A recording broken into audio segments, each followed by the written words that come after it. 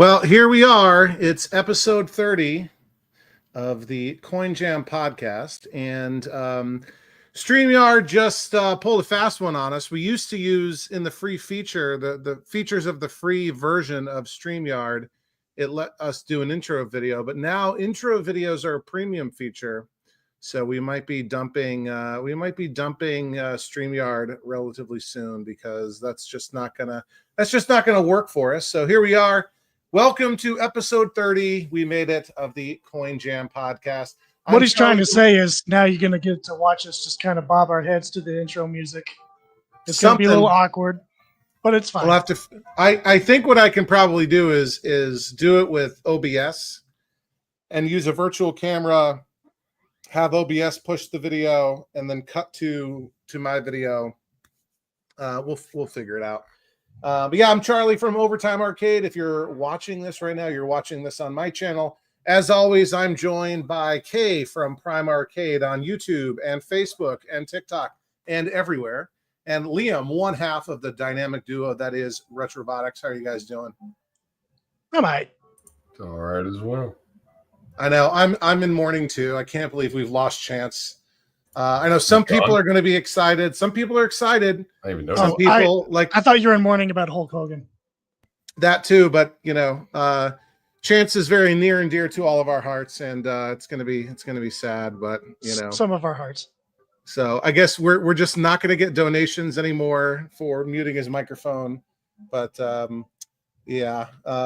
can't keep it going. Chance was telling us that he was gonna be after he was the one who picked the date and time. He tells us today, sorry, I'm gonna be like 30 minutes late. Right? Yeah. And I was trying to lean into that and use that to generate interest in the stream, in the podcast. And then he actually shows up before anybody else. So rumors of my demise have been anyway, no. I'm greatly exaggerated.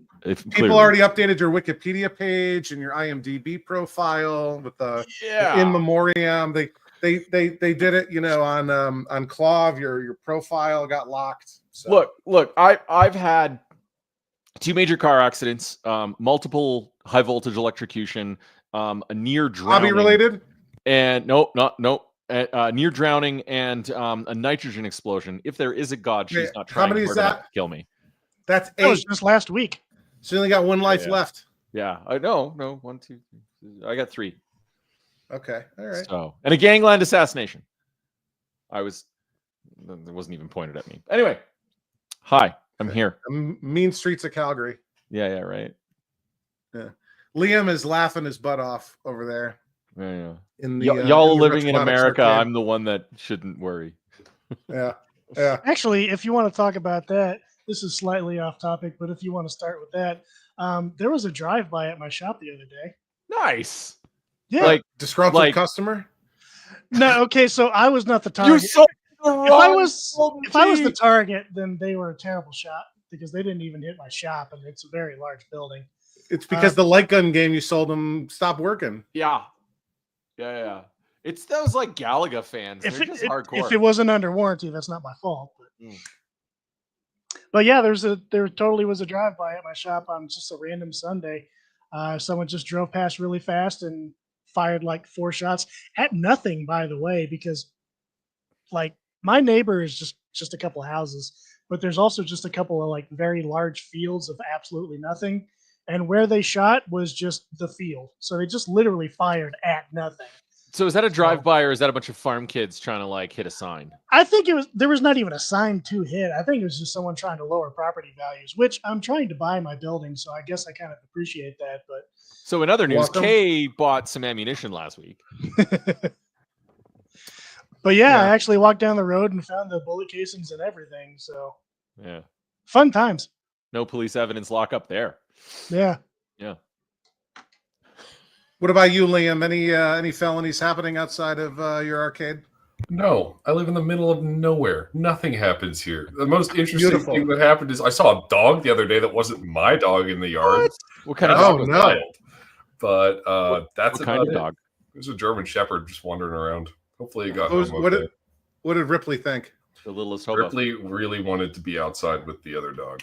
Oh, I bet. We used to have a German Shepherd coming across Canada. There was a show called The Littlest Hobo, and it was basically a German Shepherd going from town to town, like solving mysteries and crimes and stuff. It was like a Canadian television thing. It was filmed in a place, and it was just a German Shepherd. And like best little intro video, best little The Littlest Hobo. After this, you can go look it up. It's The Littlest Hobo. Yeah, and the music was great. Like it's like 80s like television. A spin-off from Degrassi High, or a different cinematic universe. Different cinematic universe. I don't think they ever did a crossover, but and that would be the old Degrassi anyway, the good Degrassi, not the new Drake Degrassi. Right, exactly. Let's check in, see what's going on in the live chat. The new Drake Degrassi, because that's so current. Better than the old one, right? Oh, the old one was so much better. We got Overtime Arcade channel members in the house representing Wayne, Encore's Arcade, Jumping General. We got Nick Gamer, Legend of Memes, people, Mike Hip. We got some folks trickling in. I did a terrible job, by the way, promoting this episode. I woke up this morning and I've been working super, super crazy. Last 45 days. Now, last 45 days have been the hardest I've worked out this job, and it's all good stuff, but it's just crushing me.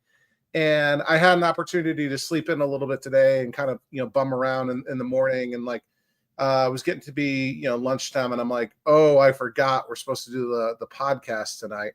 And so I scrambled and, sent out the links and whatever. But we're also up against the Hulk Hogan tribute on SmackDown. So that might lose us some. That's going to kill our numbers. I think we'll be okay. There is a big overlap, man. I almost didn't show up. Come on. Oh, come on. I'm in the business, all right. There's a big overlap. TNT is live doing a live show right now. I mean, Real Junk. TNT, Todd Tuckey, another living legend. I was going to say, you guys know that we're live across the planet, right? And a lot of people don't. TNT ships worldwide. Wrestling, though. Okay. Yeah. That's fine. You know the biggest Canadian city for wrestling is? Calgary, Alberta, Canada. Home of Stampede Wrestling. I know. I get it. Bret Hart's got a restaurant here at one of the casinos. Is Jimmy Hart related to Bret Hart? I don't know. No. I just know fun fact. My boss. I used to work for a medical technologies company. I was the You can look it up, but no, it's not. VP of marketing. My boss once was sued by Bret Hart. For? He was a plastic surgeon, and I guess he messed up his wrist or something. I don't know. I know nothing. I'm not connected to them, any of them in any way whatsoever. But yeah, I had no idea when I started working for that company that my boss was being sued by the Hart family. Was your boss named Dr. Goldberg? No, God, no. Kay got that joke. Dr. Bill Goldberg messed up my wrist and also gave me a concussion. Cost me my career. There you go. Millions of dollars. Let's see. We got Owl Arcade checking in. That's my Bret Hart impression, by the way. What do you think? Terrible. I mean, Bret Hart couldn't shoot.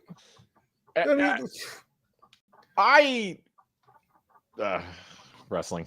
Yeah. Liam's bored again. Yeah. Neither do I wrestling. Yeah, neither do I. Like, it's like Days of Our Lives, but for grown men. With violence. Sure. All right. So apparently Chance is facing enough of that just outside his house. Yeah. Need to watch wrestling 4 years ago. Yeah. Yep. NK. We live in a war zone. Texas and Alberta, man. Guns. Keeps it interesting. Yep. Liam, why don't you get us started with standard updates, recent pickups, projects you're working on, what's going on with your channel? Tell us all about it. What's going on with my channel? Absolutely nothing. Will something happen with it? Maybe someday. I mean, but I know we have footage. Fact, you've been super busy in your arcade, working on stuff, picking up stuff. You're just not doing videos. What's up with that? You found a very rare, hard to find joystick, Liam. Let's talk about the joystick. Okay, so one I did pick up a few games recently. Only one of them I'm going to keep, hopefully. The other two are being repaired for a friend, and that was 2 Cinematronic Space Wars and an Armor Attack. So there's a lot to be done there. I've been triaging those machines, and I've got 2 of them playing blind. All 3 monitors are shot, and 2 power supplies are shot. So it's going to be fun to put those back together. And you've been filming every step of this, right? No. But there is some filming of putting those in the trailer. Charlie, sometimes you just want to get a project done and you don't want to turn the camera on and then move it 20 times for the same thing. I'm still Losing working on content. Star Rider as well. Star Rider has actually moved into the house now. Ooh. So it's one step closer to maybe being playable one day. Excellent. Does Armor Attack or I guess do Armor Attack and Star Castle use the same power supply? Yeah. Yeah. I might have one if you need it. I've got 5 of them. So, Okay. but So they're you all probably broken. don't need it. None of They're them. all broken. I don't know if mine is broken or not. It was used it was in a conversion, and they used it as basically as a switching power supply for Really? whatever game they had in there because it Well- was just a JAMA game. So it still put out some voltages. I'll talk to you about that later. If I can find it, I might I'll have to wanna track see it down. back It's, at it's Charlie's somewhere in head my looks shop. like. One other thing that got finished in the arcade is Bubbles. Nice. Put Bubbles together and got that in. That was interesting because the Bubbles board set I bought to put in the cabinet ended up having prototype ROMs on it, which I did not know were a thing. And in the prototype version of Bubbles, you can't knock enemies down the sink. You can't knock the sponges down the sink. So I thought the game was broken. And it turned out, no, it was original prototype ROMs on the board itself. Missing features from the release game. Can I just say, for anyone who hasn't played Bubbles before, because now you two both own a Bubbles. Mm-hmm. If anyone's watching this, anyone's listening to this, Liam owns after- 2, technically. Well, I used to own 2. Bubbles is probably, hot take, the best Williams game ever created. This is wrong, but okay. Yeah, no, it's one of the best games ever created, and I don't think it ever got. If you just read It's an the awesome game. instructions, it is amazingly good. It's good. I like Bubbles. It's not the best Williams game. This is the universe. If you're listening to us or watching us right now, this is the universe telling you, if you haven't played Bubbles, go out and Yeah, find Charlie's got the right idea. or play Bubbles. But go out and play Bubbles. And let me tell you this. Liam and I were at a party this weekend, and I Ooh. brought Bubbles buttons for him, and I left them in my bag and forgot to give them to him. Here they are. Nice, clean. Listen to that little arcade ASMR. Bubbles buttons. Sorry, buddy. So yeah, no, it's joined the Williams lineup. So the lineup is looking pretty good right now. Remind us and again, you got Robotron, Joust, Bubbles. What's the rest? Inferno, Inferno. Sinistar, Star Inferno. Rider, and Defender. And There Inferno. you go. And yeah. And Speaking of Inferno, yeah. I was able to pick up a second blaster joystick the other day. So hopefully, So has that been delivered now? You have it yeah, in your I have it in possession? my hand. He was good? It was all good. Okay. And what a great deal that was. And it is currently sitting on my desk downstairs. Can you tell the story behind this? Because I want to just point out that you paid Canadian. I did pay Canadian. And we're good for something up north of the 49th parallel. Yeah, so what happened is actually on Kalov, I didn't find this myself, Chance. Someone pinged me on Kalov and was like, hey, were you still looking for a blaster stick? There's one on Kijiji. Yeah. And Sorry, What's time that? out. For those of you who don't know, Kijiji is the Canadian version of Craigslist, only better and a much, much better platform. But it's not. that Better was why? really nice. It's Yeah. really nice. It's not like an old GeoCities website. It actually is Hey, Craigslist is functional. it's imagine. Yeah, sure. But imagine Auto Trader, but for everything else in the world. And the user interface is just really good. And Kijiji's Craigslist just added messaging. Yeah, who cares? Craigslist is Kijiji is a Canadian thing. It's really, really good. and Okay, American. well, yeah. After that move to Canada ad, the Look, Craigslist is great if you're looking for roommates or STDs. Okay. See, that's the thing. Craigslist has this negative connotation that you can get STDs or STIs on it or whatever.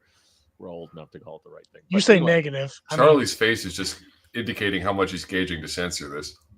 He hasn't censored anything. Nothing's on the list yet.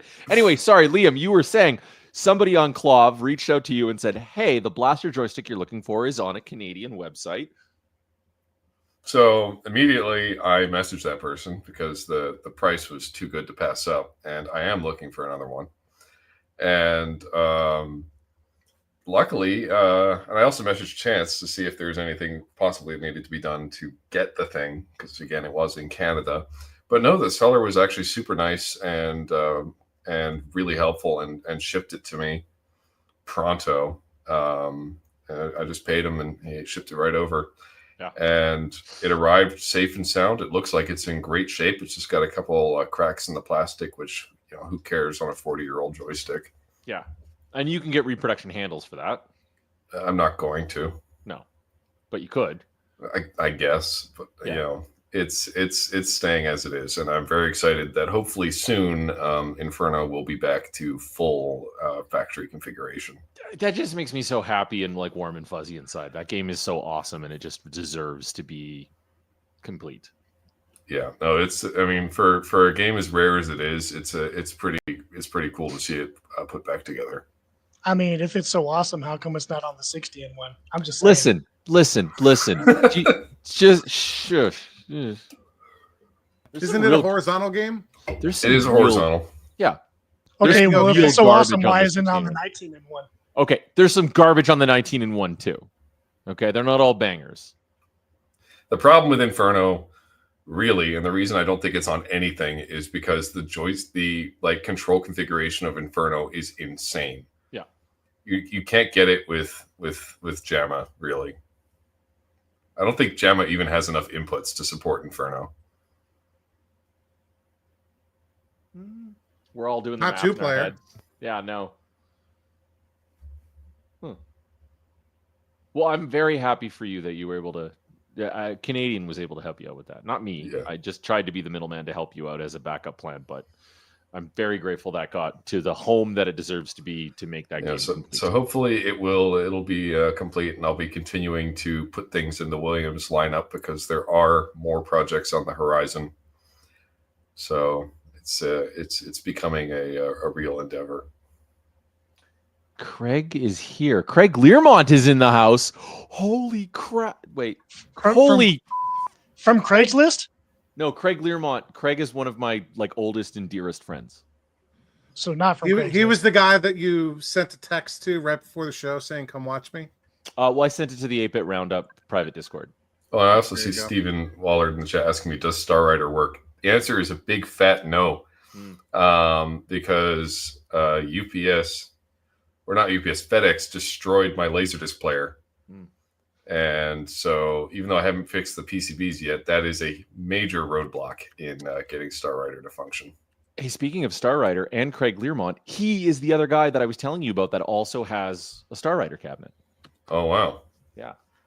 That's pretty cool. Does it I have wish the I could wheel? play it. His is yes. His it's a parts cab.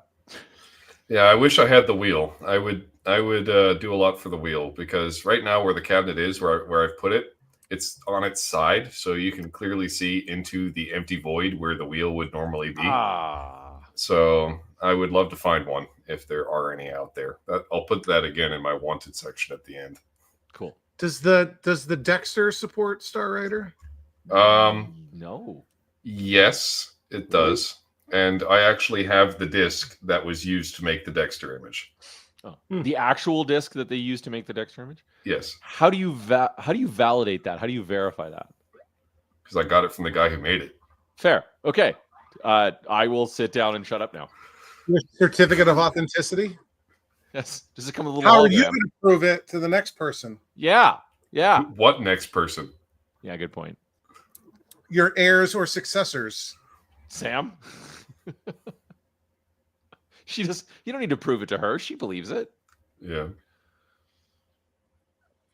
Right on. Anything else going on, Liam? Nope, just standard working on things. I got the iRobot working again. I don't remember if I mentioned that last podcast. And just general maintenance items on some of the machines in the arcade. Star Trek's in. I don't know if I mentioned that as well. Nice. It's in the arcade, so Lots of things are good in there. Right on. Okay, other than dodging bullets, what have you been up to? I actually picked up a lot of stuff recently, which probably isn't the best idea because I haven't sold Yeah. a single thing in the last month. Really? Yeah, but it- you're boosting up the value before the flood comes in and you get a big insurance paycheck.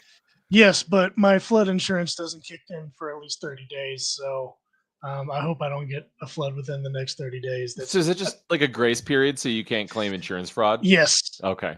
Yeah, I'm within the grace period. Actually, I haven't even made the payment yet, so that 30 days haven't even begun yet. I'm waiting for my credit card statement to roll over to the next month because credit card's taken enough abuse this month.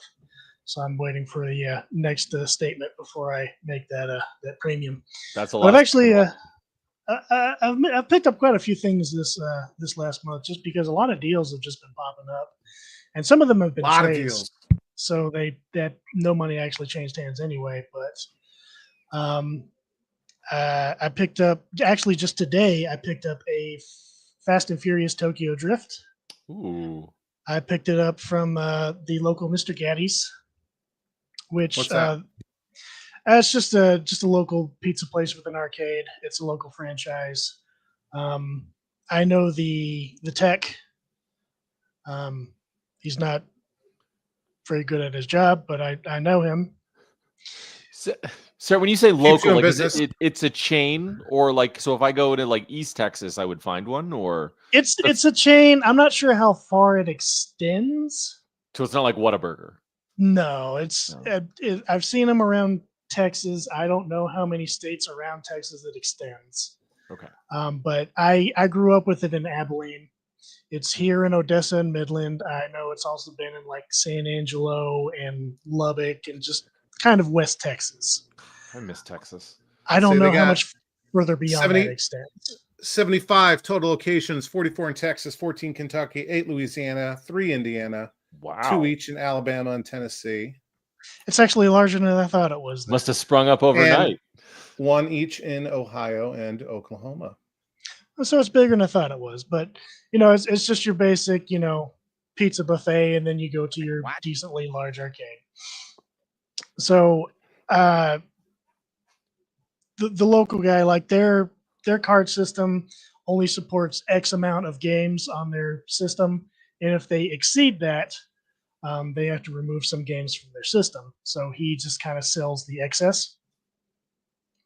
And this Fast and Furious Tokyo Drift was one of the excess games, so he got rid of it for cheap. And he sold it as working, which technically, kind of, yes, it was working-ish. It turned on. Yeah, it powers on. I replaced the CMOS battery, and I could get it to boot. But the steering wheel was unattached, and the steering assembly and everything internally was unattached, so you can't play it.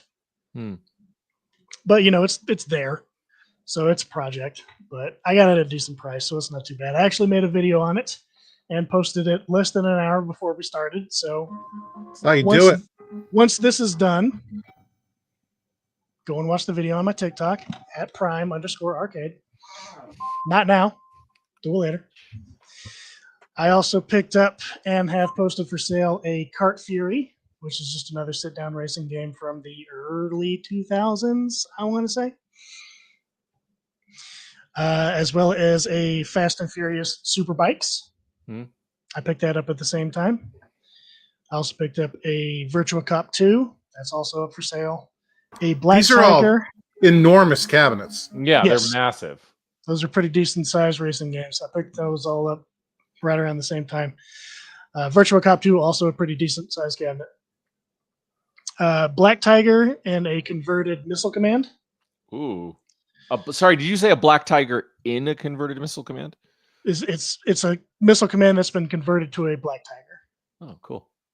That seems weird, but that... Not my first choice either, but... Yeah. Yeah.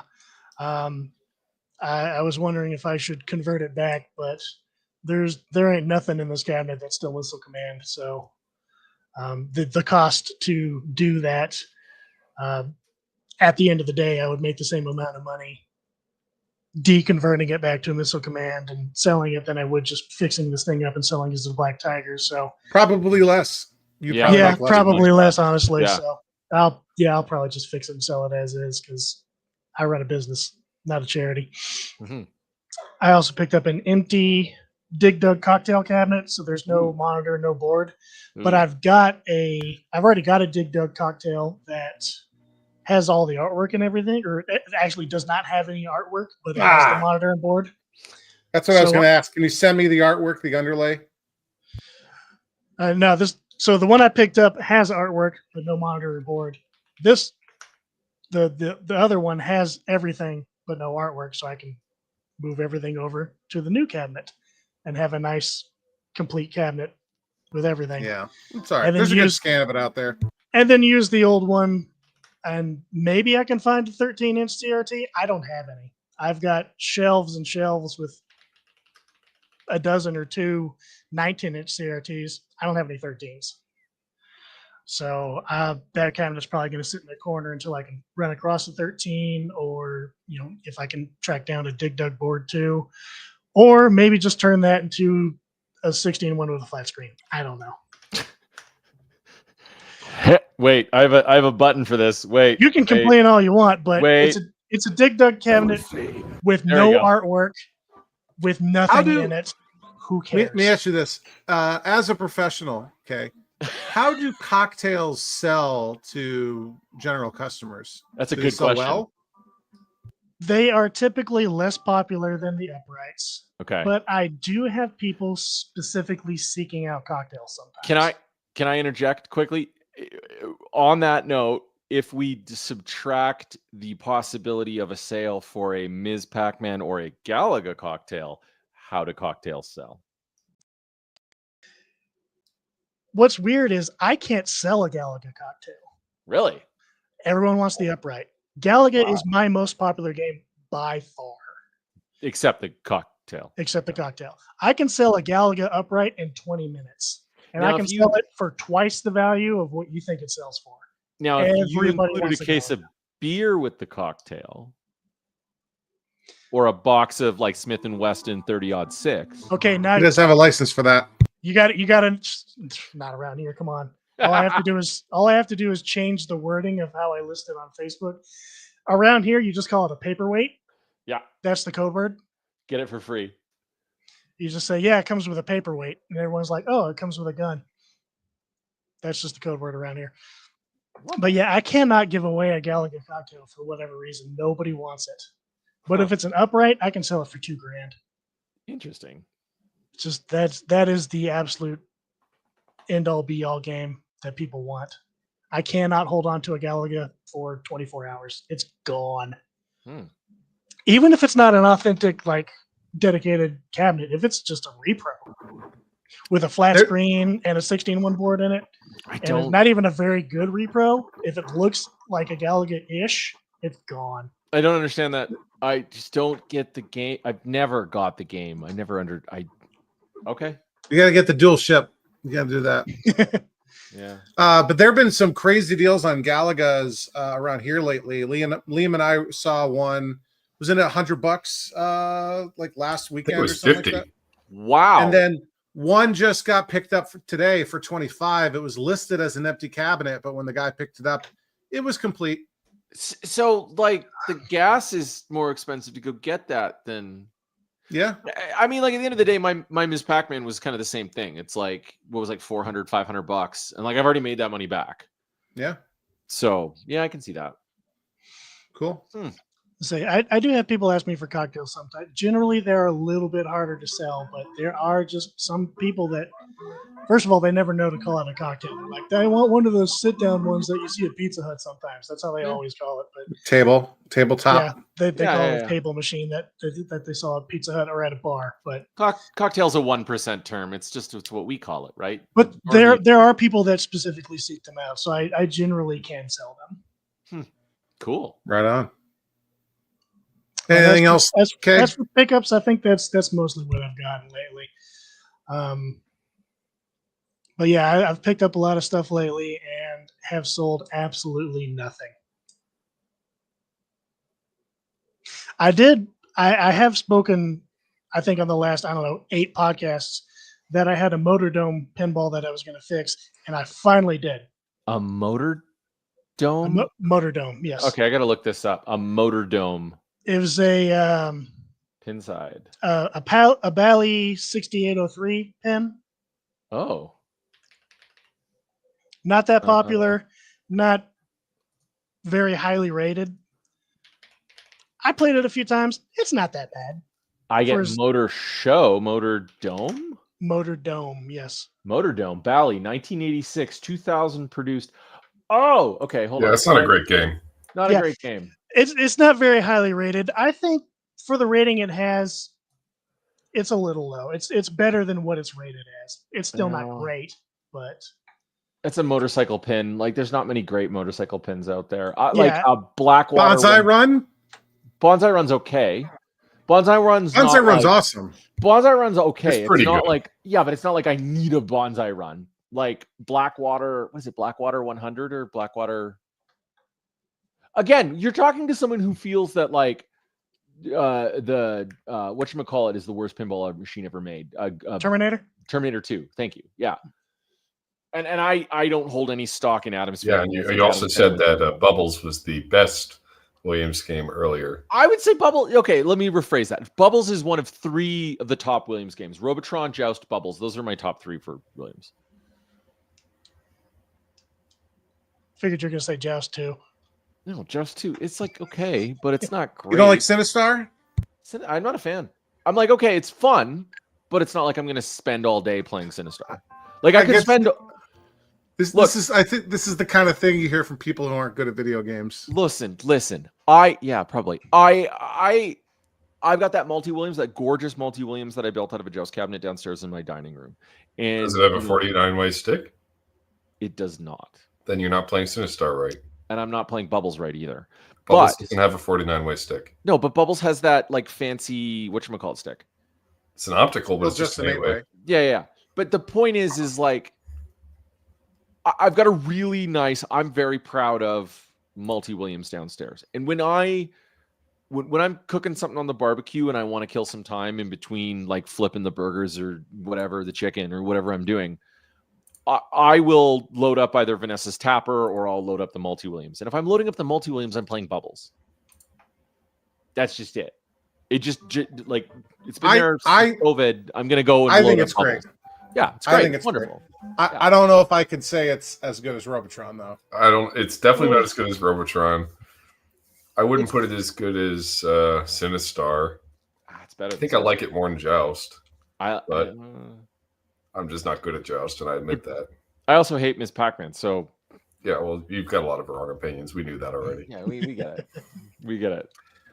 Chance other than God, sorry, Kat. I was gonna say one more thing. So so Motor Dome was my very first 6803 that I'd ever worked on. I never worked on one before. Interesting. And that is a garbage system, by the way. Yeah. Just the way it's programmed. It does not say this in the manual, but if you have any stuck switches that come up in the switch test, you can't do any other tests until you fix those stuck switches. And I did not know that because the manual doesn't say that. Really? And so I thought I had some kind of programming issue, like I had corrupt ROMs or something like that. Because I kept trying to go I want to go to the lamp tests, and I want to go to the solenoid tests, and I want to go into programming, and I want to check some other stuff, and it would not let me. I kept hitting the button, it just kept repeating the switch test over and over and over. And the manual just said, hey, you hit the test button, it goes to the switch test, you hit it again, it goes to the lamp test, and then you can use the keypad to go do whatever you want. But it just kept repeating the switch test over and over. I had several stuck switches because I had a couple there was just capacitors that were shorted that I hadn't gotten to yet because I wasn't worried about the switches yet. That was later on in my mind when it came to diagnostics. And so I kept messing with all these. I was just trying to get through to all these other tests, and I never could. And so I ended up ordering new ROMs for this thing, thinking I had corrupt ROMs or something like that. And that put me off a couple of weeks because they came from Canada, so I had to wait for them to be shipped to me, and that took a couple of weeks. And finally, were they sticky with maple syrup? Yeah, so They got stuck in the snow on the way down there. yeah, it was ridiculous. So I had to pay all these. I had to pay off customs. I actually had to go and bribe the guy to give them to me. It was ridiculous. When did this happen?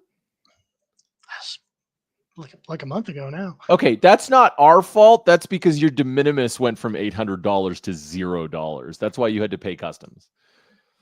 Who are you calling de minimis? Yeah, anyway, it's a shipping thing. What am I, Roman? Anyway, I like that. That's good.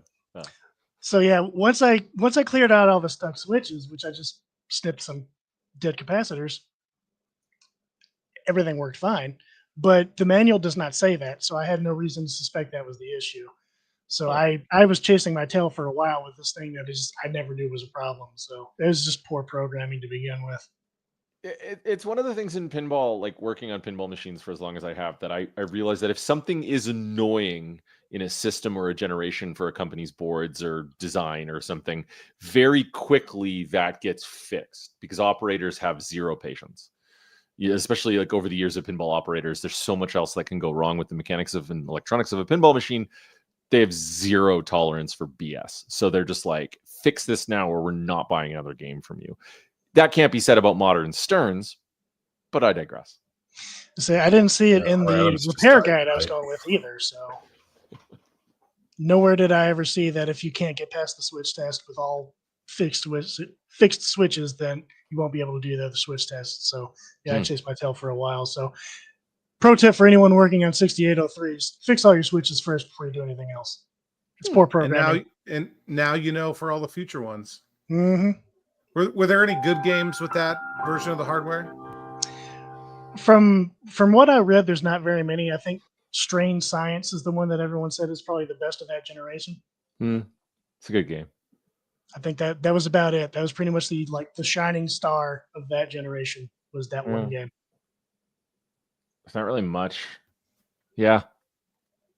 It whenever you look at the repair guide for it, it basically says everything from this generation is garbage except this one game, kind of maybe Hollywood Heat. That's another one that is kind of favorably rated.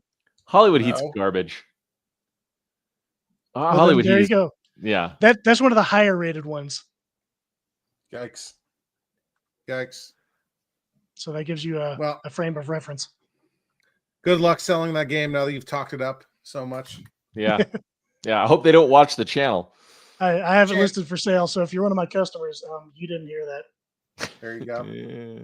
Chance, have you done anything hobby related outside of the 8-bit roundup?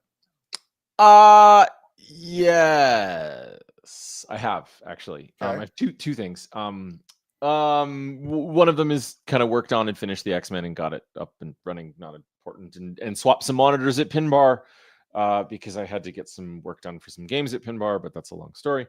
Other than that, I have built myself a I'm starting to build myself a JAMA adapter. I have a special project that I need to do.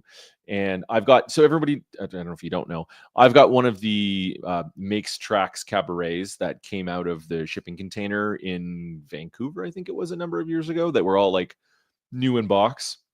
I think mine's battery corrosion. Well, no, mine was perfect. There was a bunch of like Robotron cocktails that came out at the same time. And I have like 400 plays on mine. That's it.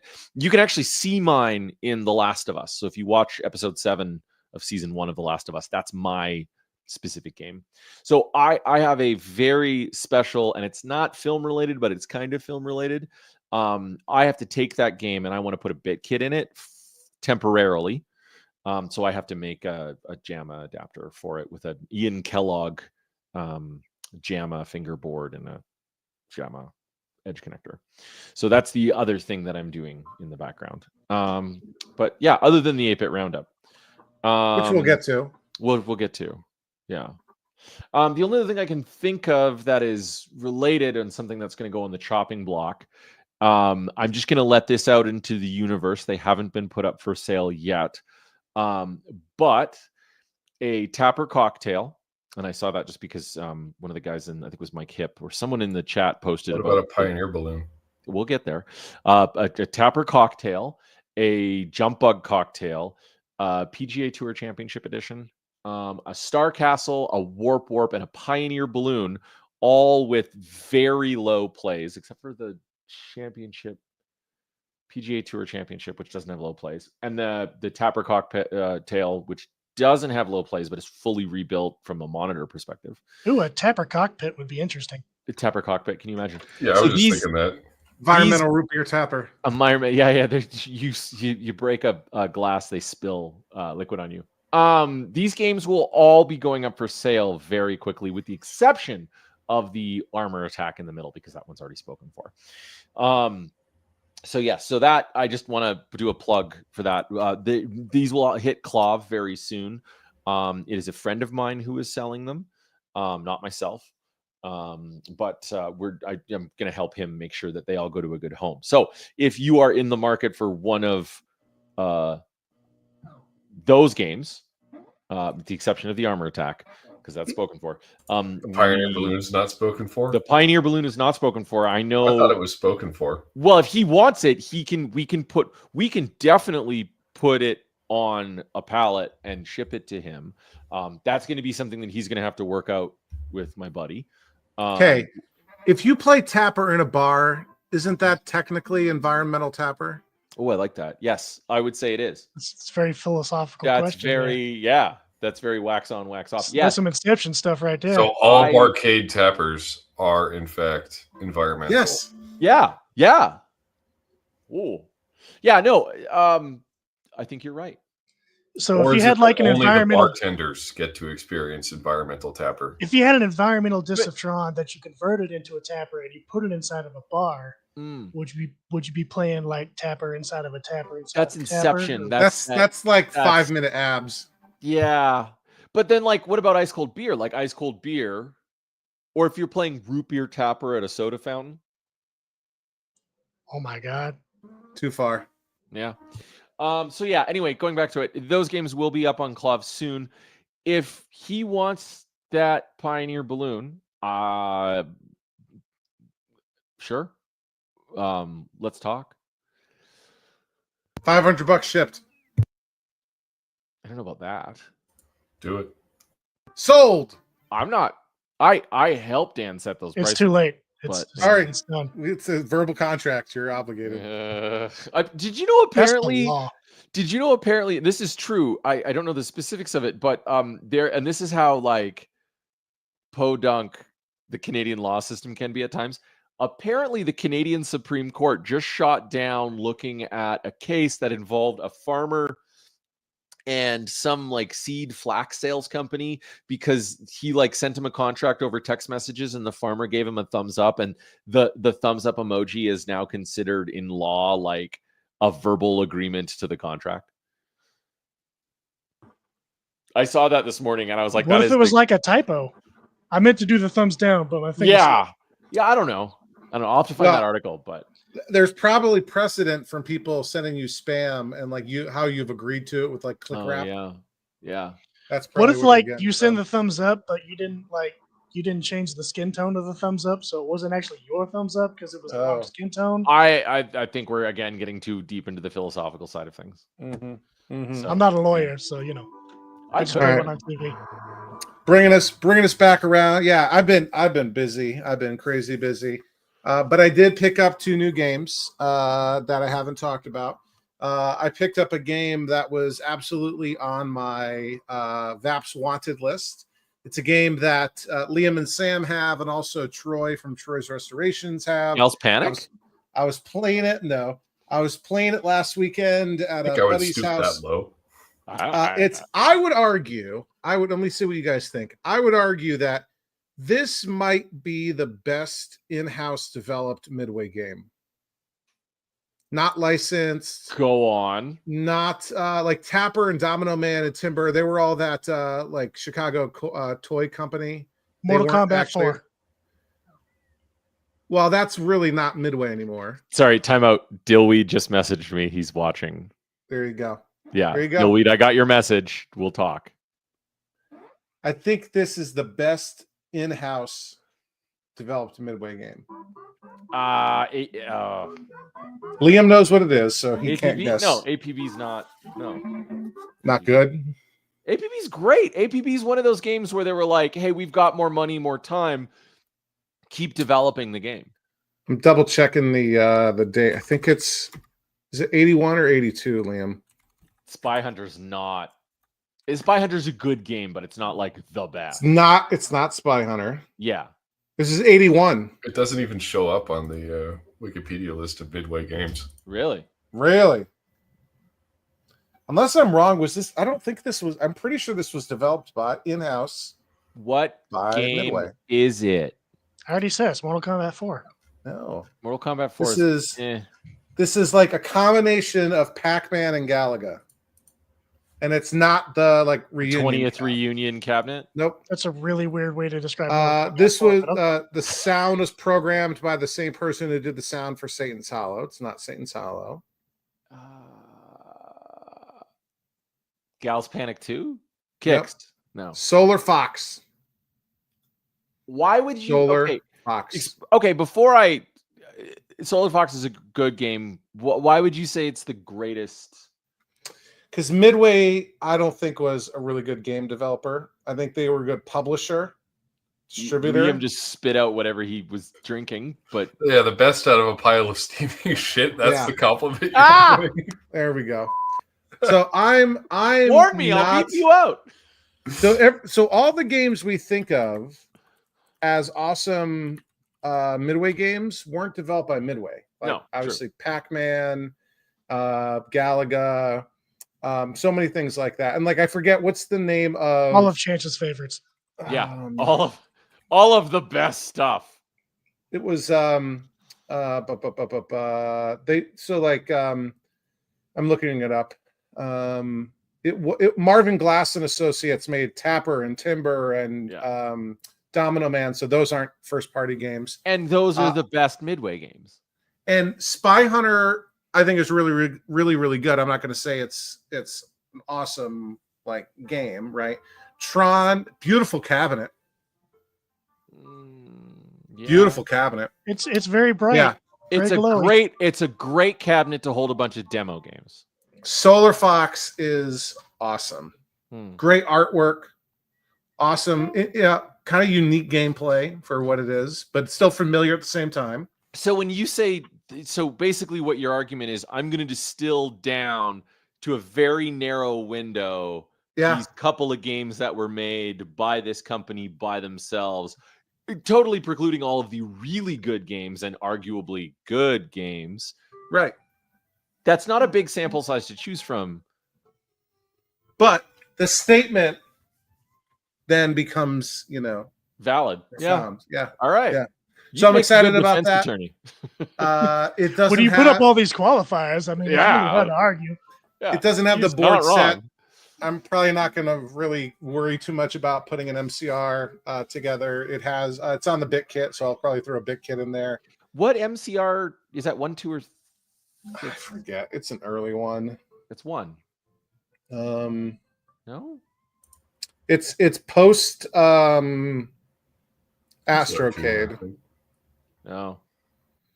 Anyway, I'll throw a bit kit in there, so that'll be good. The biggest problem when I was buying it, I thought it was painted black. It's not paint. It's laminate. Black laminate over the original artwork. Oh, whatever. You got a head start. Let's go. What do you mean, whatever? The artwork on Solar Fox is probably the best feature of that game. It's beautiful. It's not reproduced. There is no repro artwork, side art. Really? Someone will do something, or I'll discover some technique for removing laminate. Removing laminate is actually not that difficult because, like, okay, think of it this way. Just from my personal experience in the you can rip it off. You can, but you're going to destroy the artwork on it. Right. So, like, look. So I've done this 3-4 times now. Removed laminate from a cabinet and preserve the original artwork underneath. Yes. And you're wearing the shirt. We almost wore the same shirt today. The Moon Patrol cabinet that I have, I saved with it had wood grain laminate on the sides. Now, in my experience, I'm not going to say this is an all experience, but wood grain laminate or wood grain vinyl? Wood grain laminate with contact cement. Okay. Yeah. So here's the thing. In my experience, generally, and Kay, you can be the arbiter of this statement. Generally, people who maybe not operators, but people who convert games and whatnot, generally they were lazy. Yeah. So they didn't wait what you need to properly wait to install countertop laminate or contact cement properly. So usually the contact cement's a pretty poor bond anyway. Either they put it on too soon or too late, and they just didn't get a good bond. Every time I've ever had to pull laminate off, save for what I only assume the nibbler cabinet that I have to do that's sitting in my garage right now, will be an absolute nightmare. You're gonna be ripping off all kinds of chunks of particle board. I think we'll be okay. I feel like we'll be okay because that extra layer of contact paper or an external whatever it is, in my experience, back in the day when they were doing that, either the contact cement was garbage or the people who were installing it were just garbage at their jobs or just lazy or rushed it. If you use a little bit of heat and you get the edge with like a not a spatula, what's a putty knife? Scraper. If you just test on the back corner, a little bit of heat, get it going. Try. As long as you can get the laminate off, especially in one big sheet or in multiple big chunks, you should be fine. Because beyond that, Goo Gone and they're called grill cloths. I don't know what you guys call in the States. It's like what you would use to clean a flat top grill.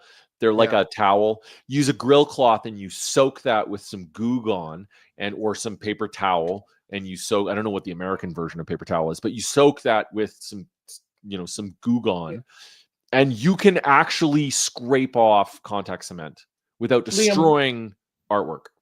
As an owner, what's the original artwork? Is it a decal or what is decal? I feel like it's like silk screened laminate or something weird like that. It might be. Let me see if I can pull up a photo of our cabinet. I don't think it's a sticker. So Billy Bob was asking if it's stenciled. It's not stenciled. It's printed. It's printed artwork. It's very detailed. Yeah. I will say that most of the laminate that I've seen on the machines that I've gotten where it's just been attached, it's basically just stuck on with like some 3M spray and done very poorly to the point where I could probably just grab a corner and yank the entire thing off in one go if I wanted to. I'm gonna bring up a picture because on my Flickr, those people who know on the Coin Jam podcast who are members, or for the Overtime Arcade. Yeah, I've got a photo pulled up right now. It looks silk screened to me. Yeah. If it's a sticker, it's die cut extremely well. Yeah, I don't think it is. I think it's silk screened. But I'm gonna. What you could do is you could get some custom artwork of Star Fox, like the video game, and just put that on there. Who's going to know the difference? Yeah. Or I just say whatever and stick it in a row and. Yeah, just put games next to it, put them like really close to each other. Yeah. Yeah. I need a bezel. There's a cheap bezel for sale, but it's really flaky. Like a good portion of the artwork's flaked off. It has the inner bezel though. Because that has a cool like blacklight effect with some depth in it.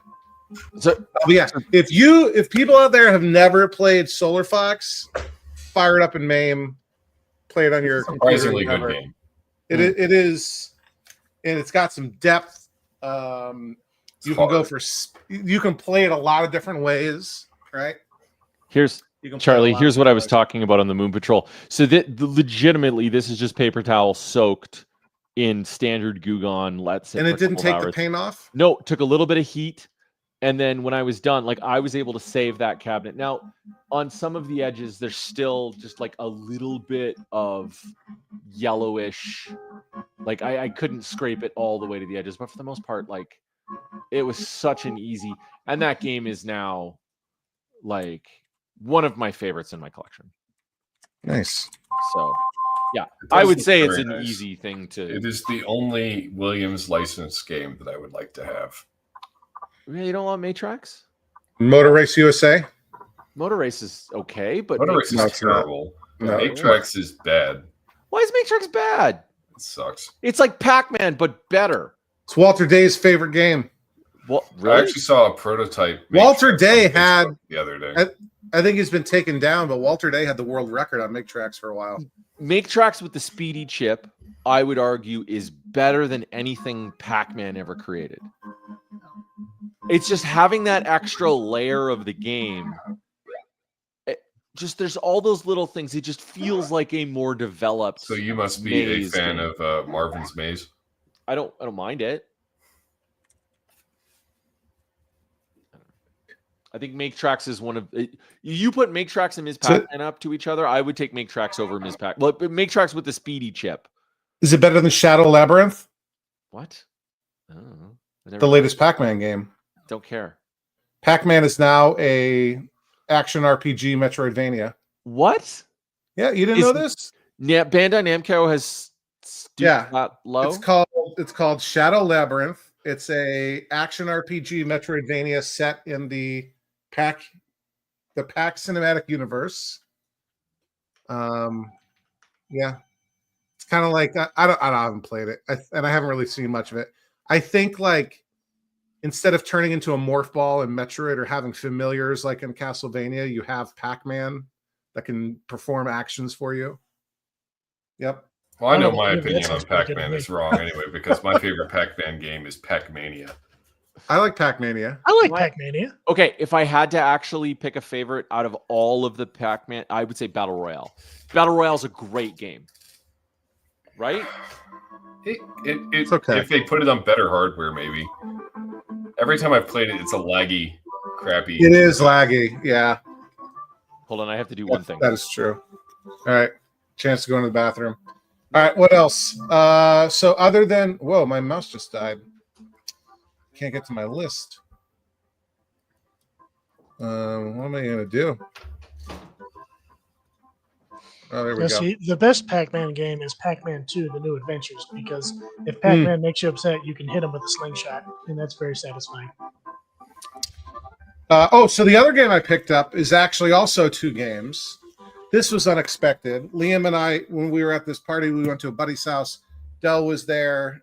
Dell might have even posted pictures of me and Liam picking up these games. But unexpectedly, this is something I had seen for a couple of years at our annual trip to our buddy's warehouse. He's trying to make some space. That was part of the deal with Liam, the two Space Wars and the armor attack. I went home with a Versus dual system upright, which everyone thinks is enormous. And I'm not going to say that it's not big. It's not that bad. It's It's still smaller fits than through you a think. door. Yeah, It- it's smaller than you think. It's narrower than you think. Yeah, it's only 42 inches across, Yeah. right? Which is really more like a cabinet and a half. Yeah.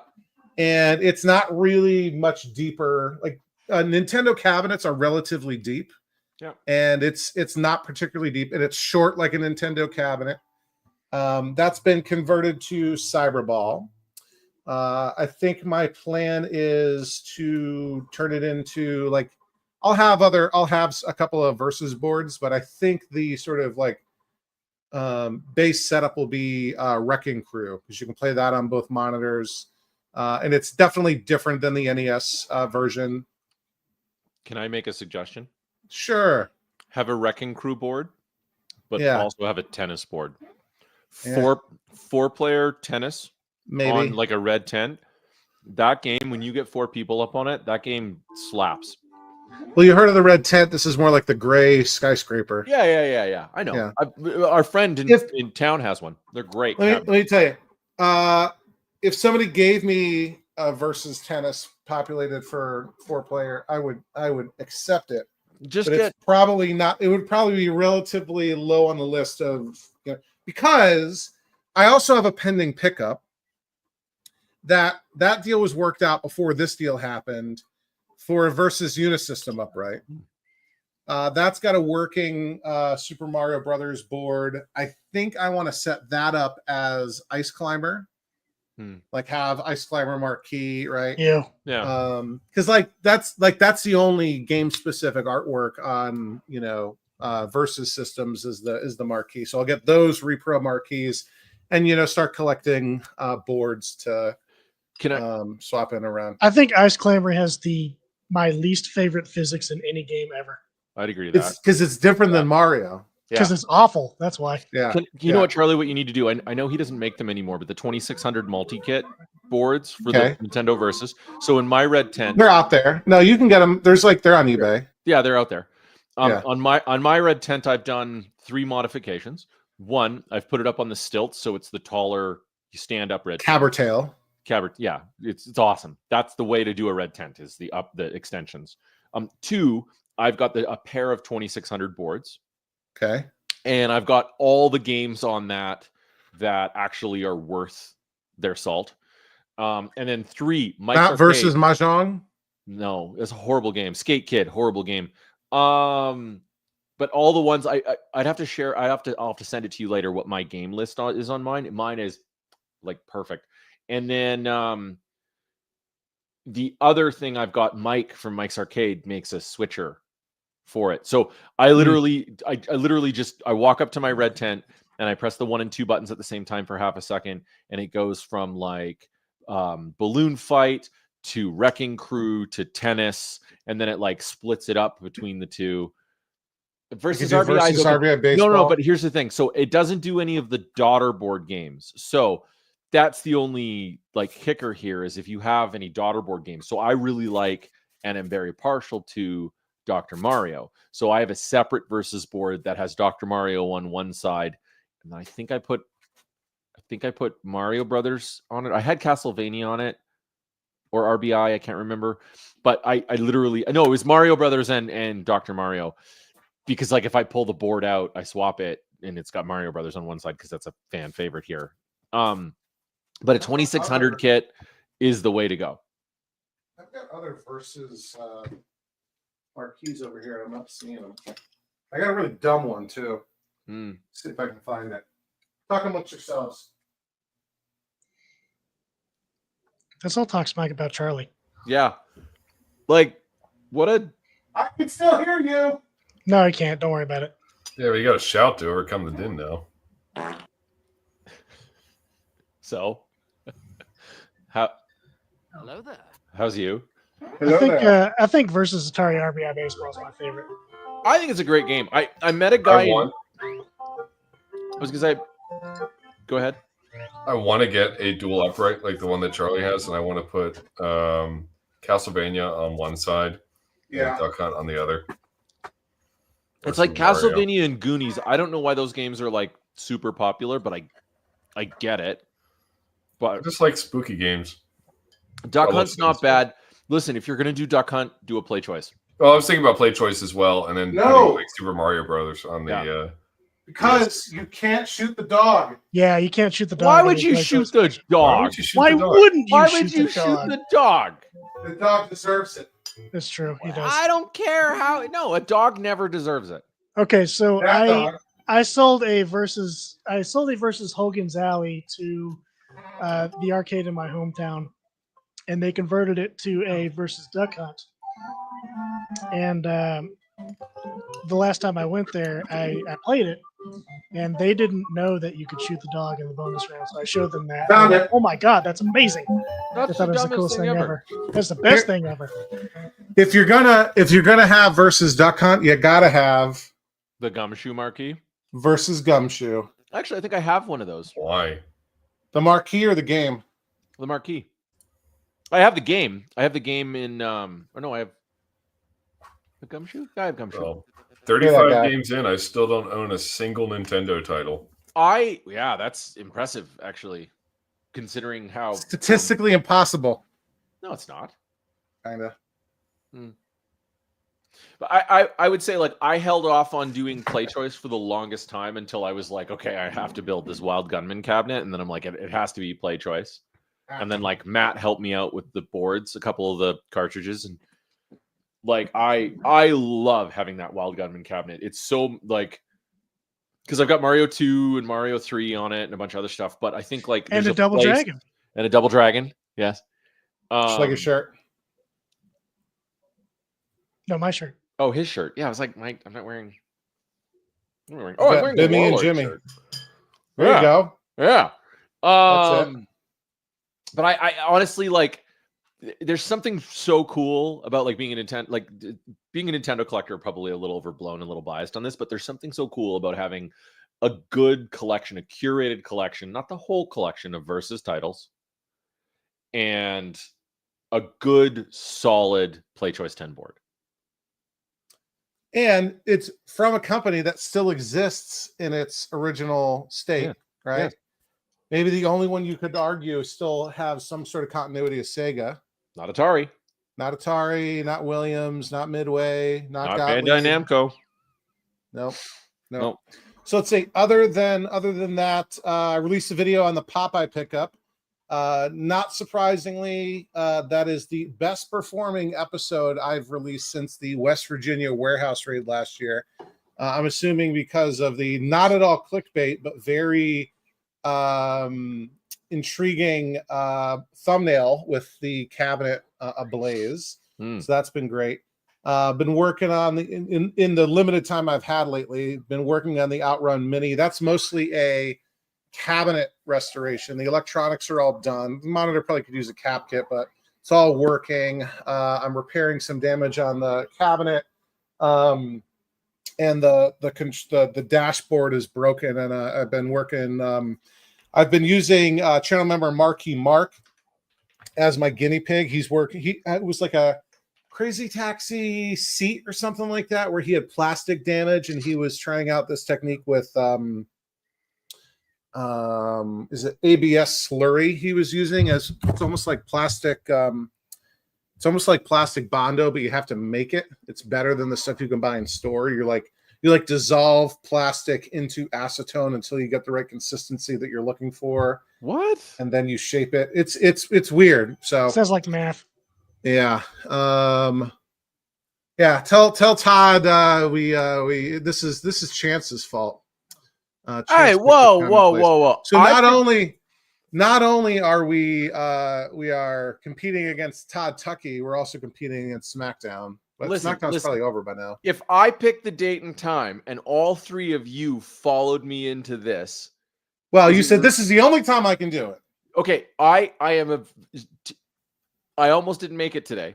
I had a very busy Friday, and this weekend is more devoted to the guys from 8-Bit Roundup, and Sunday is not really an important day, but Sunday.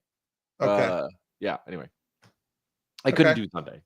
The wife has plans for me. So yeah, Marky Mark's been doing all this practicing so that I can kind of, follow the same technique. Also working on the J-Rock Multi Williams. I've also been tinkering with the Neo Geo Big Red. I was able to get into the marquee box. I had to break in I figured out how to access it without drilling. That flat screen was just sitting in there. Like, it wasn't mounted. It was like sitting on wood screws. It was just sitting on them. Right. So I think they cut out the wooden mounting for the original monitor, but I should just be able to put more wood in there and screw the wood to the frame of the cabinet. It'll be all right. It'll be okay. Let's see. And I still need to sell/trade some games. Vanguard's been on the chopping block for a while. I've had a bunch of people sniffing around at it, but no one locking down a deal. I need to list a couple more games soon. Leland Quarterback, I think I have the fix for the color issue, which is a PCB issue, not a monitor issue. I have a 10-yard fight cabinet with a working PCB. If anyone wants to take that on as a project, I would sell it. Otherwise, I'll maybe slap it together at some point. Got a working Pac-Man project that I would be willing to sell or trade as is, but might get it fixed up. Probably will move on from my Mortal Kombat 2. So, yeah, that is it for me. And I know Chase has been chomping at the bit to tell us about how fabulously everything went at the 8-Bit Roundup, especially with all of the naysayers, including his co-hosts on the podcast, who are asking him, all of these questions, like, what do you mean you're not going to have hot and ready backup monitors to go? What do you mean you've only got a single change machine? Yeah, Chase, you how did your one mean? change machine go?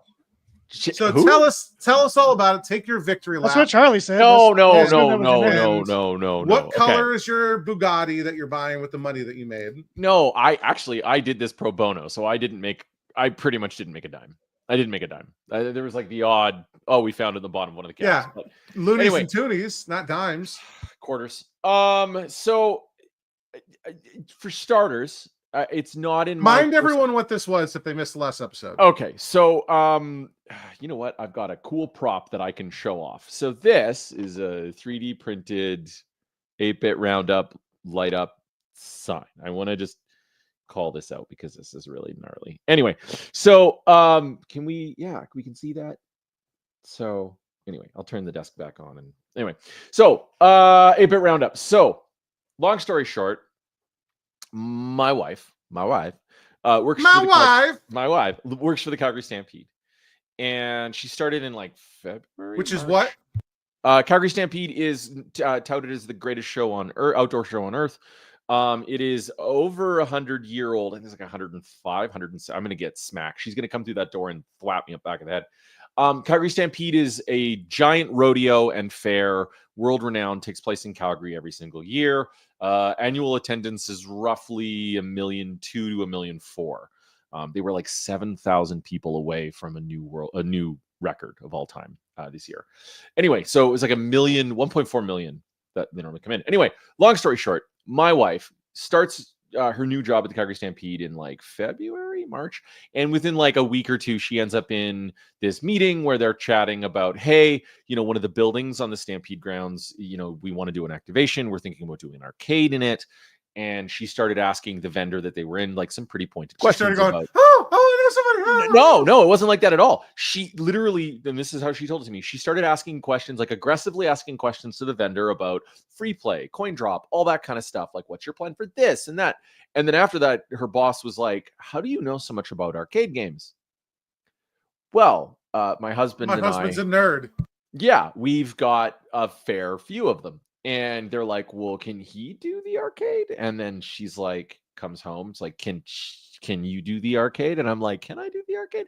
Anyway, long story short, a few months go by. I planned out this, like, they had like 2,000 square feet. In the last episode, don't watch it now, watch it later. We did a tour of what the place looked like before we built it. So with basically Josh Brown and I from the Canadian Arcade, we designed and built this 2,000 square foot arcade, which is like 38 pinball machines and 44, 45 arcade games. And basically most of the classics, right? If you look at the Claw of Top 10 list, we had 8 out of the 10 of the top 10. What were you missing? Tron and Defender. Okay. That was it. But we had everything else that's on the Claw of Top 10 list. Again, don't go look at that list now. You're watching the Coin Jam podcast. You do not change that channel. Anyway, you do it later. Or if you're driving right now in your Tesla listening to us on the podcast. Actually, no, Craig's here. Craig does that. He's here. He's in the chat right now. So first things first. Josh and I decided, because we were going to be running and managing and doing all of this, there's probably no point in us bringing any of our games. So secondly, we said, what businesses and friends do we have around the area that we want to help support or do something cool with? Our buddy Craig Learmont, who's in the chat right now. Shout out to Craig. Our buddy Jeff Atwood. Our friends Congrats over on the list, Craig. Yeah. Our friends over at Retro Oasis Escape Rooms and Arcade in Okotoks. Nitro Pinball. Our friends Cam and Wes, who operate a bunch of pinball machines throughout the city. All of us got together and we built one hell of a arcade for the Calgary Stampede. Now, you're going to have to beep some of that out, aren't you? Now, we were told by a bunch of people who will go nameless that we shouldn't do this, that we couldn't do this, that we were crazy for doing this. I want to remind everybody, these games are not fun toys. These games were built to make money, yes, 40-ish years ago. But we were able to cobble together these 80 plus 83 games, I think we had in total, 84 games. And including a bunch of classic pinball machines, all the way back to a couple of EMs, to the full 40 current lineup of Mandalorian pinball machines. 40 Mandalorian. That's an inside joke. Anyway, and including a bunch of vector titles. We had a Star Castle. We had an Asteroids. We had a Tempest. We had Armor Attack. We had vector games that you couldn't play. We played all of them on quarters for the arcade games, minus a couple of them that were already set up for the Canadian $1 coin, which we call a loonie. And all the pinball machines were on loonies. We had a change machine from American Changer. It was a single change machine. A single change machine, a dual hopper change machine with 2 bill acceptors that took 5s, 10s, and 20s. And it had loonies on the left and quarters on the right. And we did it. Not only did we do it, but just to do a quick, I'm not going to like rub it in anyone's faces like, you told us not to, we did it. No, that's not it. We did it. We took the adversity and we said, you know what? Absolutely not. We're going to make this happen. We've committed to it. We're going to make it happen. Now, a couple of fun facts. First and foremost, I now feel happy that I have won the Xbox Live achievement for fixing a vector arcade game on location. Craig's, thank you. Craig's Asteroids was having some issues with the coin door, mostly my fault because we pulled the coin door off of my battle zone because it was just easier to pull it off my battle zone cabaret than to, and there were some issues with the coils. It was popping fuses. We solved it. Okay. With help from our friends Adam and Al, shout out to them as well. Anyone else that I'm forgetting. We were able to bring that and a Star Castle back to life. Jeff Atwood, one of our collectors who brought a couple Vector of Beam. Jeff and Al or Adam, our buddy Adam, rebuilt both Cinematronics monitors for the Armor Attack and for the Star Castle. Those cabinets are like nearly brand new. I think the Armor Attack that I showed earlier had like 77 plays on it before we put it in there. Now I can tell you a couple of things. First and foremost, I won't get into the specifics of the money. Okay. We definitely made our budget back and everybody involved is happy. Actually, anyone who showed up, because the Calgary Stampede didn't really broadcast it much. To their credit, they have so many other things that they have to deal with and talk about and market.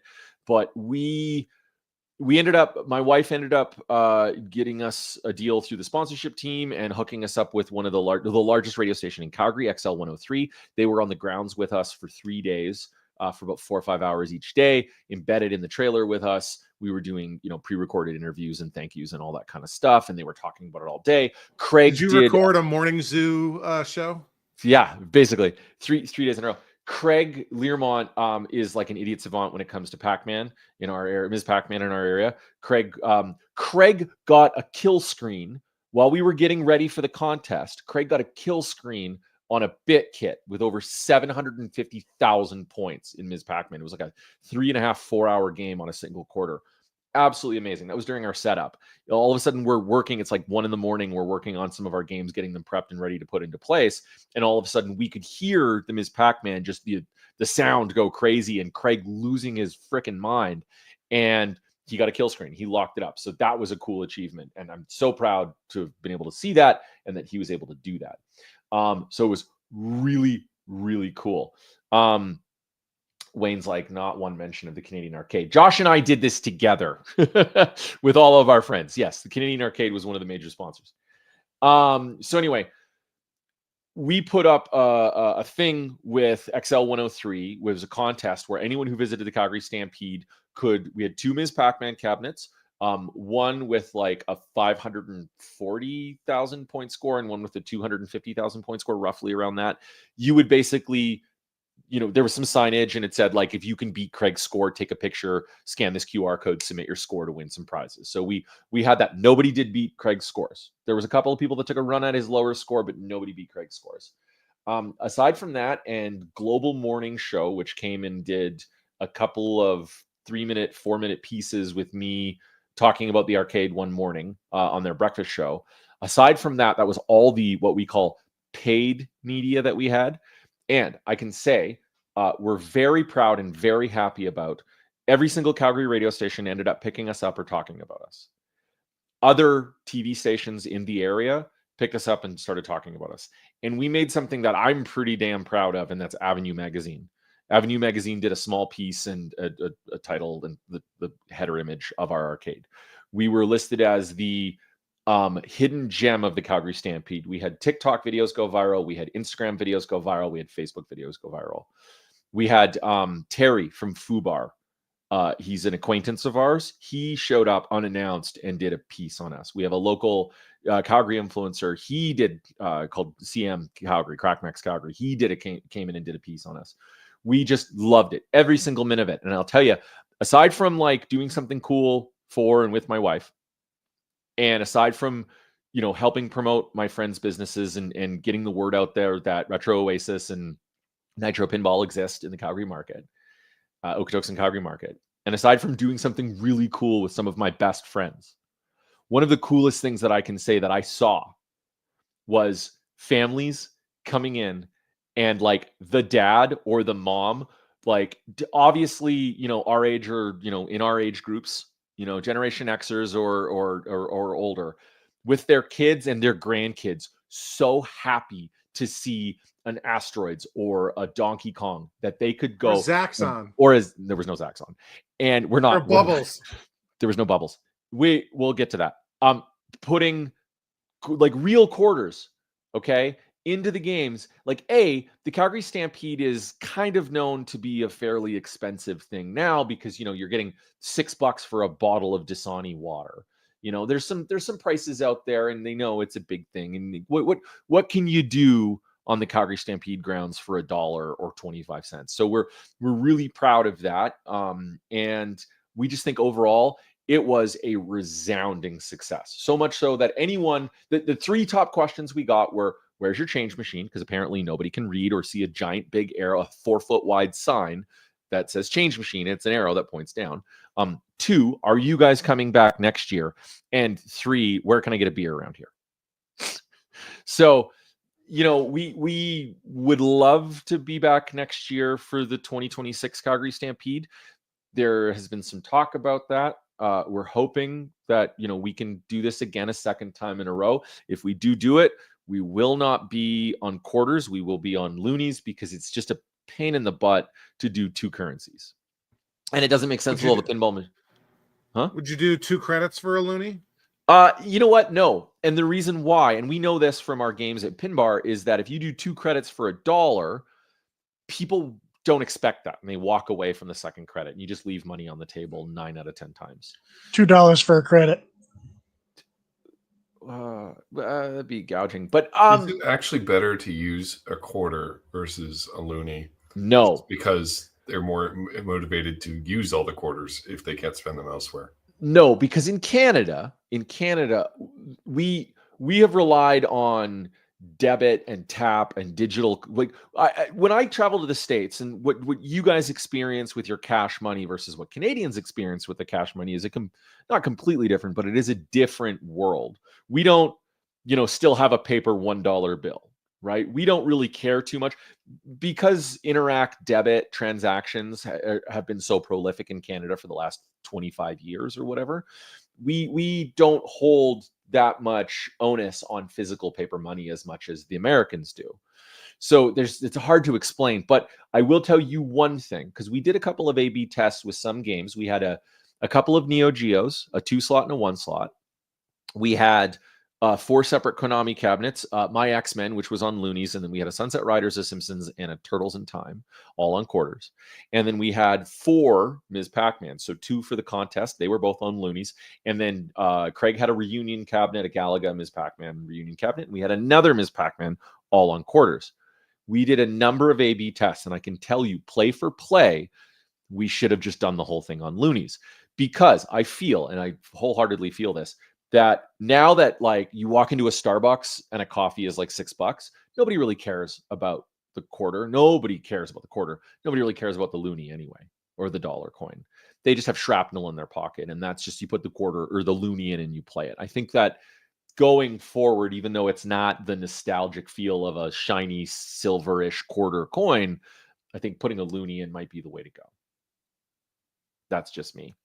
So yeah, if we're invited back by the Calgary Stampede next year, I know all of the people that were involved, every single one of them that I've talked to, including a couple of other people that we have locally in town, I feel that we can go bigger, better, stronger, faster.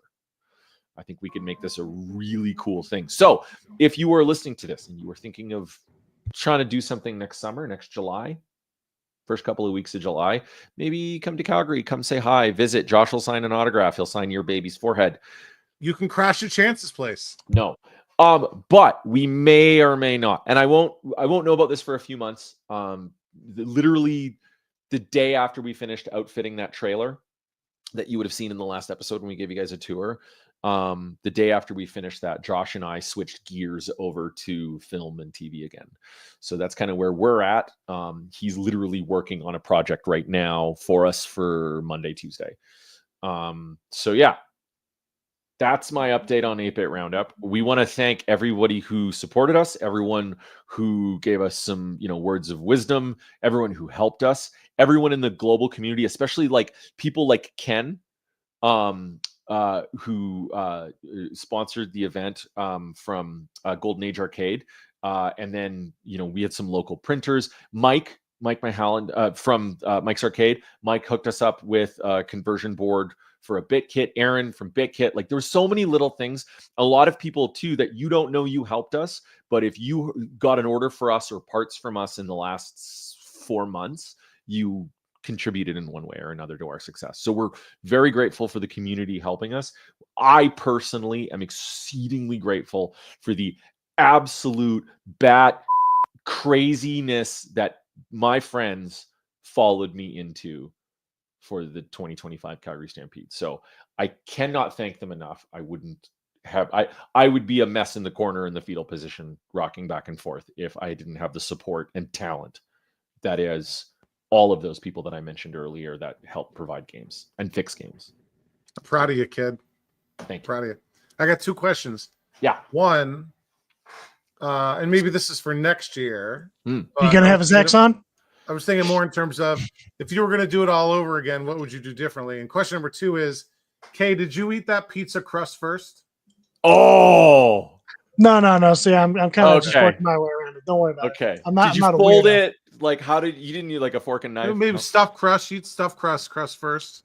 So No, it's New York style, but it's I'm just kind of working my way around it. it's oven pizza. It's cool. No, it's Domino's. Okay, to answer both of your questions, Zaxxon. Josh has a Zaxxon. If Josh wanted to bring the Zaxxon out of his basement, that's the Zaxxon you can see in The Last of Us, by the way. If Josh wanted to bring his Zaxxon out of the basement, I'd welcome it. I'd be fine with that. Zaxxon was a common, popular game back in the day. Zaxxon was a game. Zaxxon was a game. It was I think, commercially successful. yeah, I think if you read the instruction card on Zaxxon, you will have a good time-ish, or at least 2 or 3 quarters in. You will understand it. You'll have a good 15 seconds before Yes. you get frustrated and walk away. Yeah, Better than yeah. 5 seconds. Just like I- making love. You censor me when I say hell, but you don't censor anyway. So I think to answer your question, Charlie, I would most definitely do it again if the Stampede wants us back. But what I would change is loonies all day long.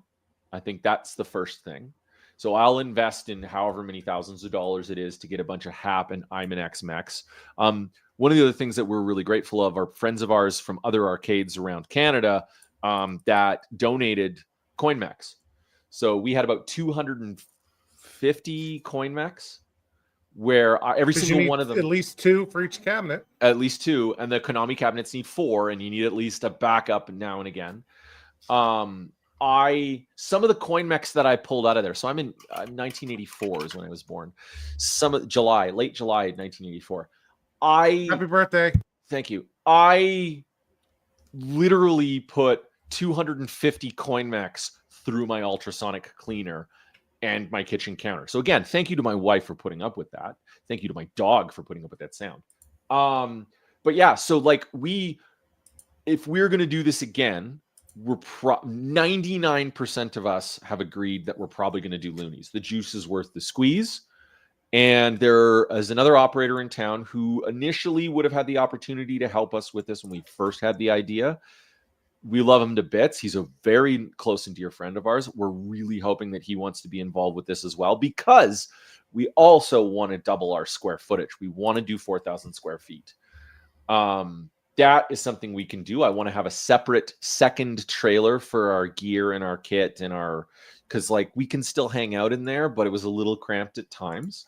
And the dumbest thing is I need to do some lighted signage for the change machine. If the change machine's only going to be on loonies, that's half the battle. So we're not sitting there making change for people, because that was kind of a pain in the butt. But I want you to guess how many times I had some teenage kid come up and ask why their Apple Watch didn't tap to play on the pinball machines.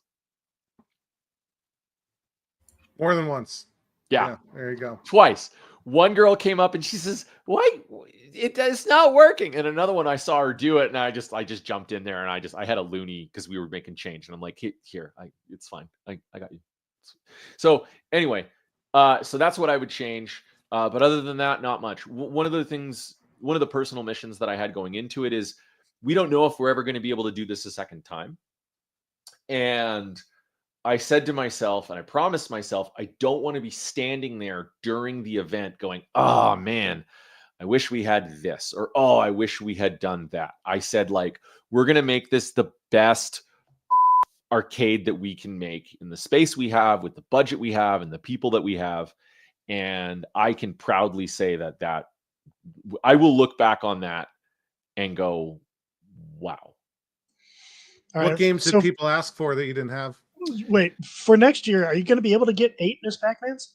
Yeah, we're working on it. No, actually, we're trying. Vanessa's boss has fond memories from when he was younger of the Ms. Pac-Man cocktail. So that was something that, like, literally, like, a couple of days into the show, I like went out to one of my friends and I was like, "Can I get your Ms. Pac-Man cocktail just for like a week? I'll just put it aside. We won't put it on the floor, but I just want to put it there."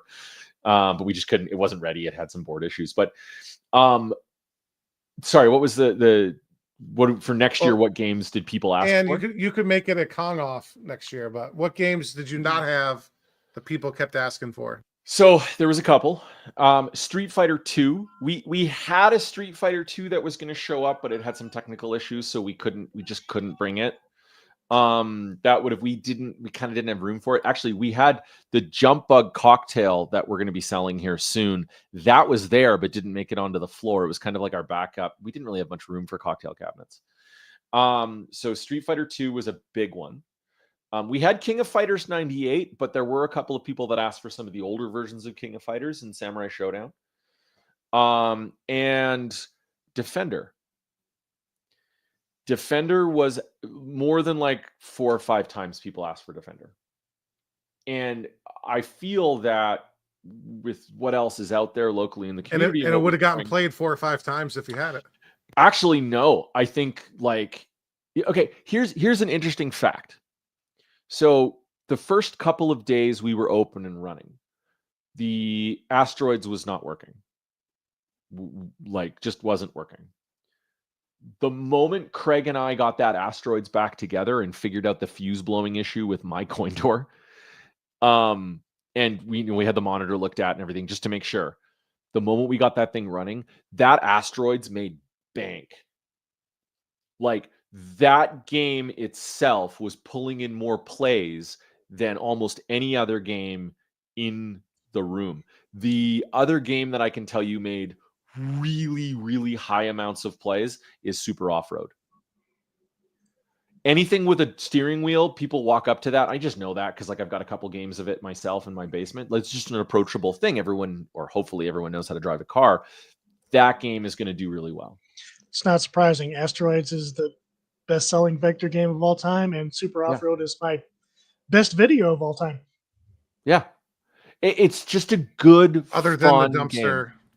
Yeah. No, it's better than the dumpster. Really?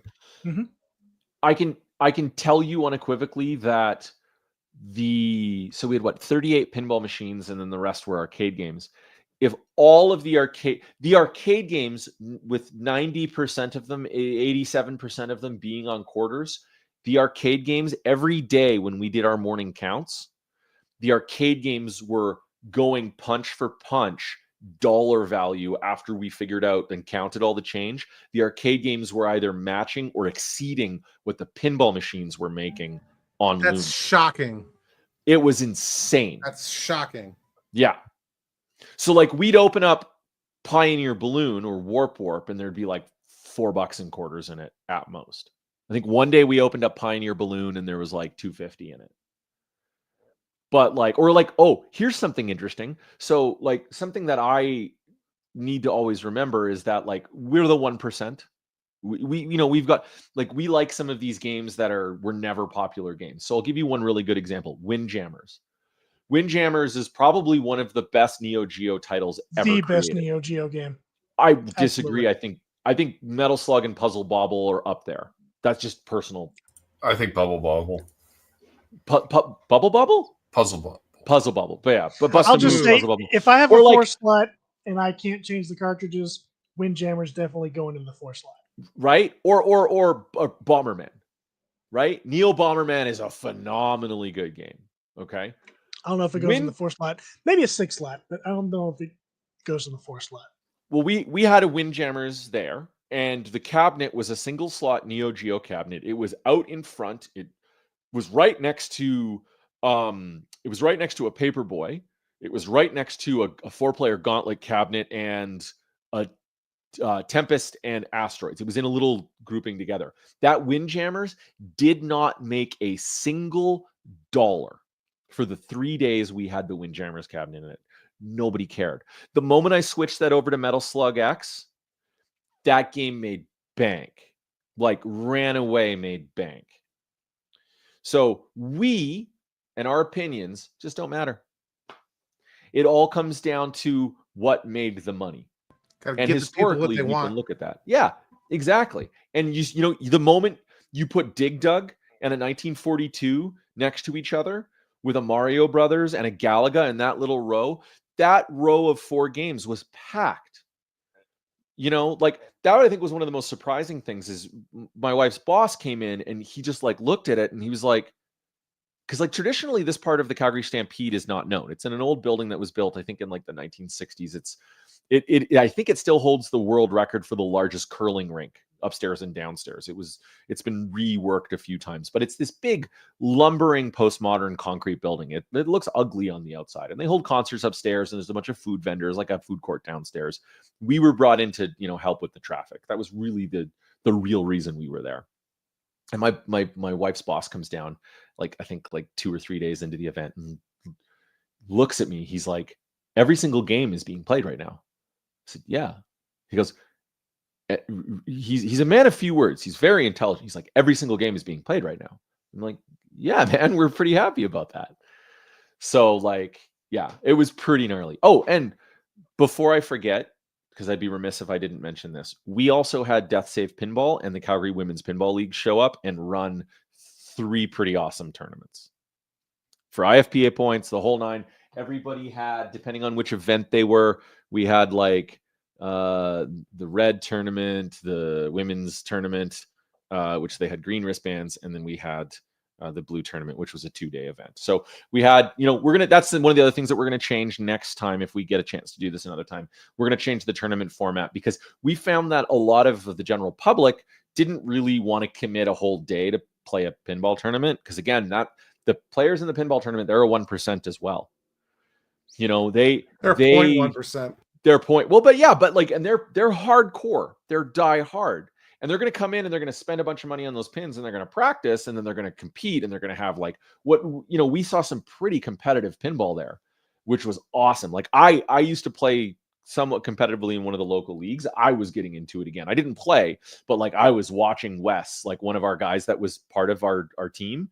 He competed. And like I was in it. I was focused. I was watching them play. And I was like, I missed this. But I think like next year, when we have a little bit more build up to it, I think one of the other big things that will change is the tournament format, because I think we can just do it better and we can be more inclusive.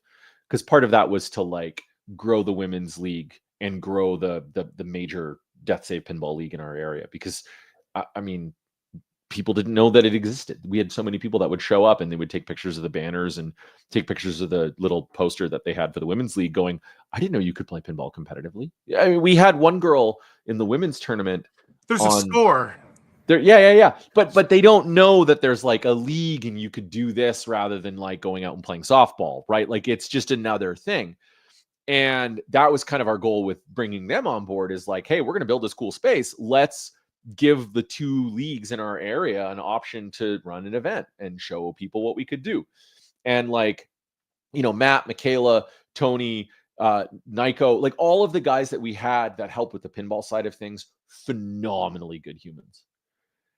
And so, yeah, we're very, very happy with that. But I think to answer your question again, yeah, next year, I think if we do come back next year, we will do a different format for the tournament. Oops, all Zaxxons. Yeah. Sorry. Hey, look, 40 Mandalorians just showed up. It was what was on the sheet. I thought that's what I was supposed to bring. Yeah. So for anyone who doesn't know this joke, because this is the second time we've referenced it, about 5 months ago when I rendered out the space in what was it, SketchUp?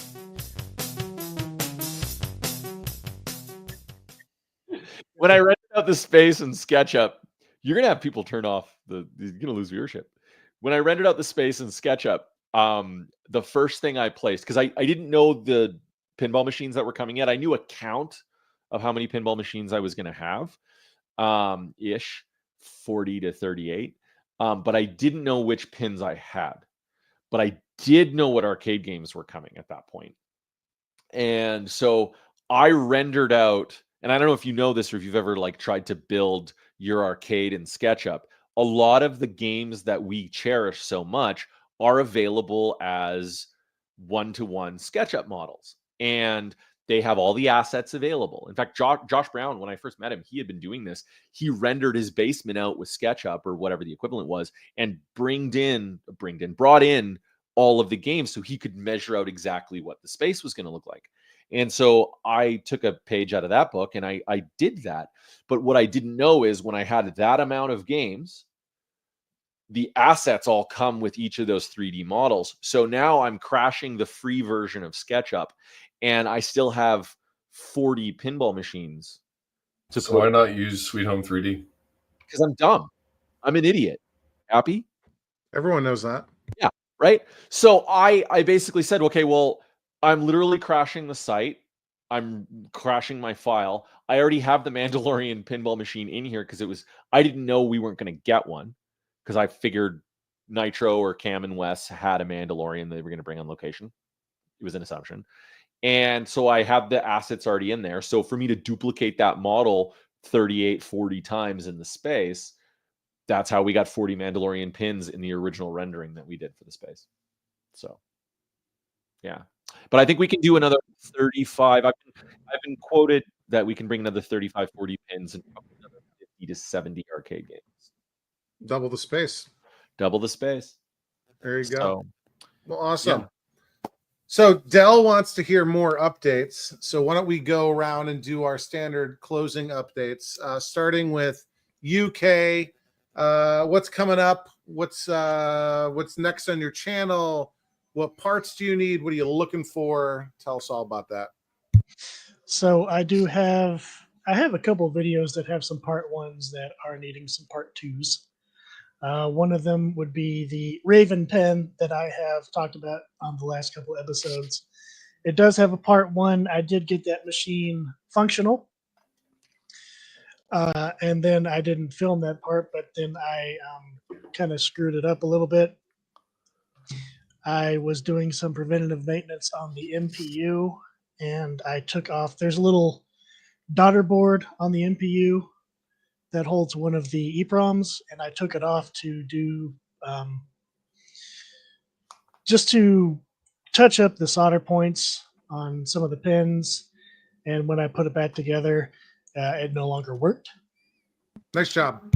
I can't figure out why, because I have two Raven pins, and so I've got the other MPU for reference, and I'm going pin for pin and doing all kinds of I'm doing continuity checks. Every single pin goes to where it's supposed to be. I've got continuity exactly where it's supposed to be. I don't have any broken traces. I don't have any bridge traces. Nothing seems to be wrong, but it no longer works, and I can't figure out why. So I ordered You broke it. I broke it apparently. So I ordered a reproduction MPU, and I also just ordered a replacement daughter board so I can try to repair the original. Did you check this stupid question? Did you check the interconnect? That's part of what I've done, because I actually, a bunch of those traces did get broken in the process, and I painstakingly repaired everything. No, not the board itself, but the pins and the connectors and the headers. Yes. You checked all that. Okay. Yeah. Mm-hmm. Yeah. There's continuity between everything that there should be. So like you could go from another board over the wiring harness to that board and check the continuity across it. Yes. Okay. Yeah. So yeah, Did everything. you check to make sure there's the absence of continuity where there's supposed to be an absence of continuity. Yeah. So there's no bridging where there shouldn't be. I had to think about that for a second. It doesn't make any sense why it doesn't work. The only thing I can figure is I plugged it in and maybe there was a bridge at some point where there shouldn't be, and I fried a chip. And I just can't figure out which one. So that's why I've bought the new daughter board, to maybe eliminate that. So I'm hoping I can repair the original MPU, because I would like to put that in the other Raven pin whenever I work on it. When in doubt, shotgun it out. Yeah, pretty much. But I bought a replacement MPU, so hopefully I can get at least this thing up and running.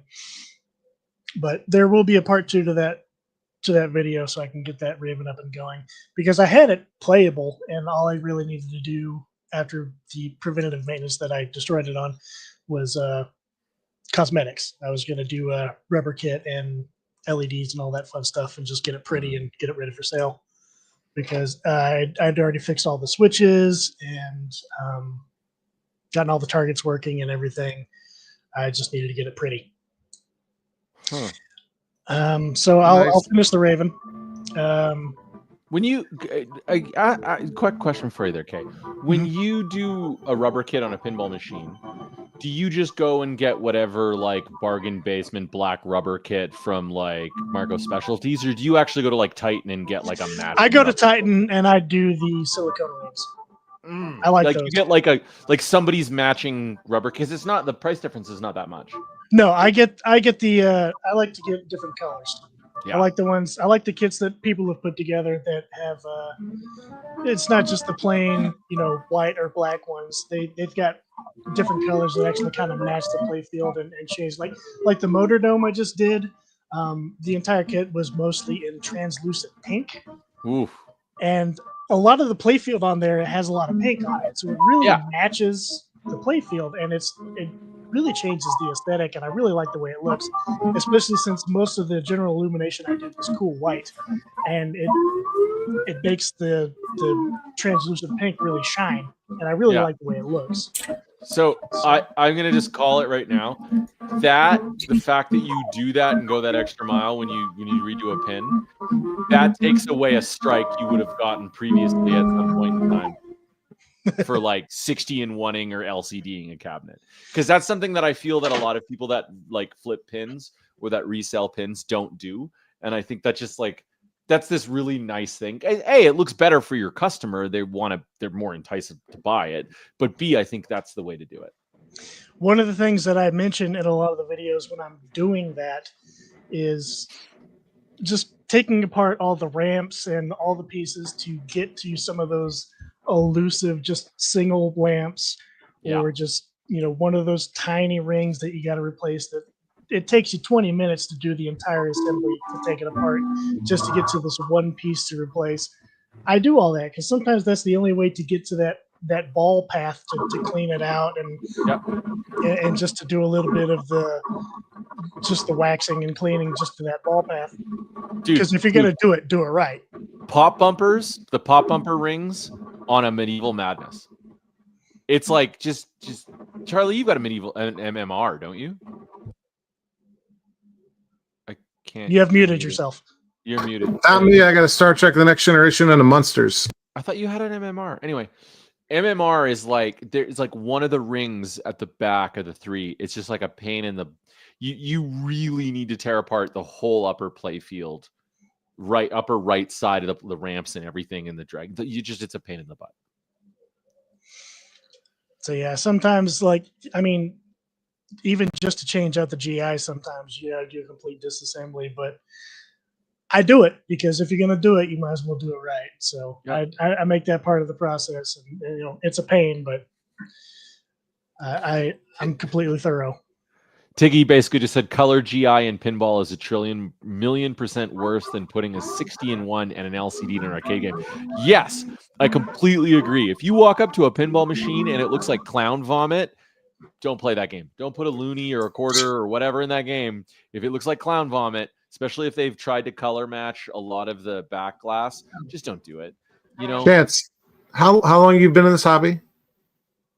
15 years. And you don't know how to pronounce his name? Tiggy. I always just called him Tiggy. It's Ty. I know it's Ty, but Okay. it reads as Tiggy. Okay. That's You can how I've call him always- Uncle Tiggy. Uncle Tiggy. So- Yeah, it's what I've always done. So for the Well, it's most hot. part, I agree. However, there are a few machines where there are exceptions to that rule. Yeah. I did a Sea Witch where most of the GI I did Light blue. cyan. Yeah, I Ooh, did some yeah. light blue cyan. That looked really good. Yeah. I did like the way that came out. And Playboy, like the 1978 Bally Playboy, Yeah. the GI I did in pinks and purples, and it looked fantastic. I did the GI on my Eldorado before I sold it. I did that with neutral white, like not warm white, not cool white, but I just like a neutral white across the board. And I did neutral white in the back glass. And there's just something about neutral white in that game, or all those white wedge heads, that just makes the playfield pop that much more. It just makes a good, fresh playfield look amazing. I respect swapping the incandescents with LEDs. I think it's a good upgrade. And there are sometimes times where it comes back and bites you, though, like especially with GI. And that's the only times I can see putting in a colored GI, just because the LEDs can be so bright. For example, on Adam's Family, there's a GI bulb. It sits right behind the staircase. And if you're as tall as I am, you're looking directly at it when you're playing the game. And with the LED, it is blinding. So I've got a slightly darker colored LED in there, and it looks better. Well, I mean, like certain games just don't, like, I used to see this all the time. We had a Judge Dredd locally, and I'm calling somebody out. Anyone who's listening, if that was your Judge Dredd, you need to leave the hobby, because you put whoever it was that owned that put the worst possible colors behind each section of the back glass, and you walk up to it and they look horrible. Like, yeah, our Judge Dredd is still all on incandescents. I have not done the LED kit on it yet. Do an LED kit on it, but be very particular about it, because like some of the places, like the logo on the back of the crest on the back glass, imagine like putting red, green, and like it looked horrible. But like, okay, so my Playmatic Chance, that old Spanish pin that I have, there are some sections of my back glass that will only ever be a pink like score show up, or like the high score is like a blue and white thing. That gets a colored, because that's tasteful, right? But other than that, like, why would you? It just looks like clown vomit. I absolutely understand the comment about clown vomit, because I agree. Like, you don't want a whole just rainbow of colors going on with what you're going on, but not necessarily do you want just warm white or just cool white going on with your entire playfield, because sometimes with just, especially with the colors of the plastics and everything going on, or just with the whole theme of the playfield, sometimes different colors are actually more neutral than just your warm whites or just your cool whites, and it actually blends in better with what you've got going on. So it's on a case by case basis. Yeah. And the same goes for inserts too. Like, you don't want to put, like, if you put the wrong color behind an insert, it's going to like totally mess it up. Yes. In some cases, you don't even get to see the label on the insert. So, you know, your best bet, if you're watching this and you're looking for advice from us four numbskulls, you just go out and go to whoever your favorite LED company is, and buy like 4 or 5 of each color and just have that as a kit, kind of like, like building a mechanical keyboard. Go out and buy a plethora of them and just test. Take your Yeah. time and then build a kit. Build a proper kit for your game. Anytime I'm working on a pinball, I buy the LED kit for that pinball, but I also have a bunch of all the colors on the side as well.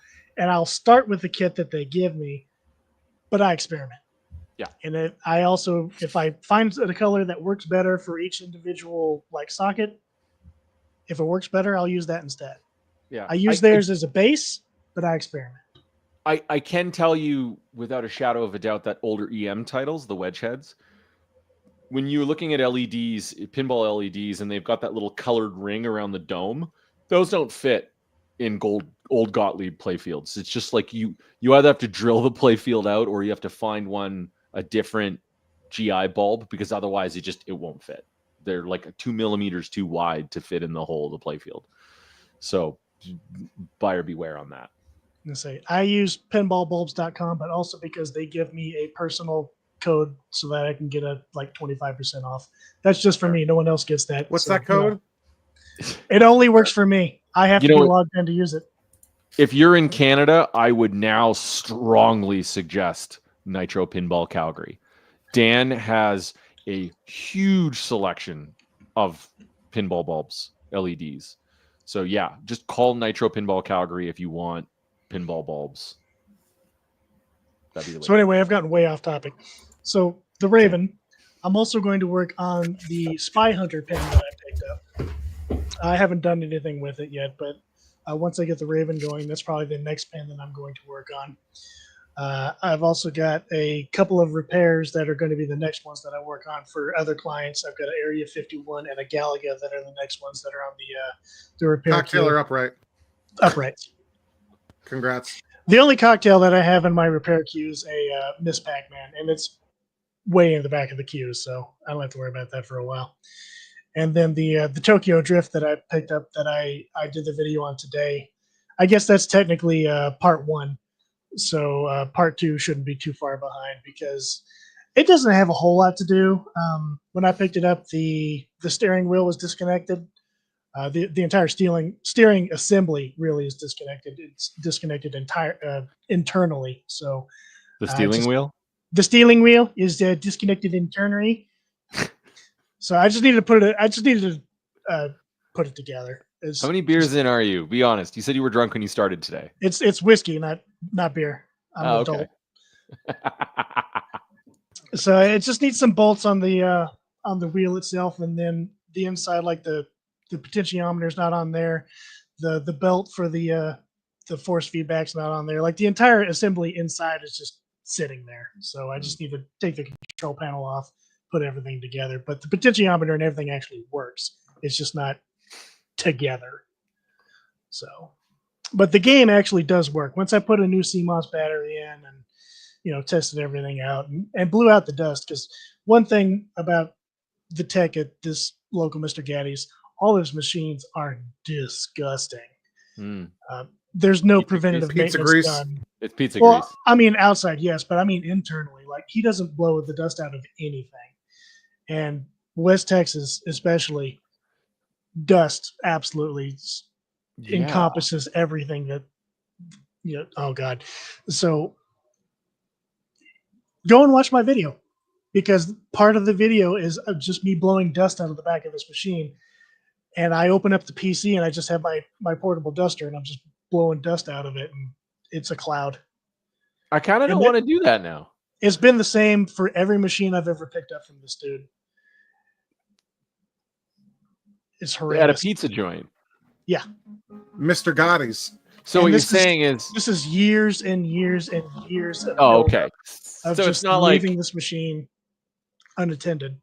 So you shouldn't just like go there, order the pizza and leave. Like don't eat it in their restaurant area. Like I wouldn't eat there. So, fun fact, I've actually worked at a Mr. Gaddy's. I was 19 or 20, but it wasn't the one here in town. It was in my hometown of Abilene.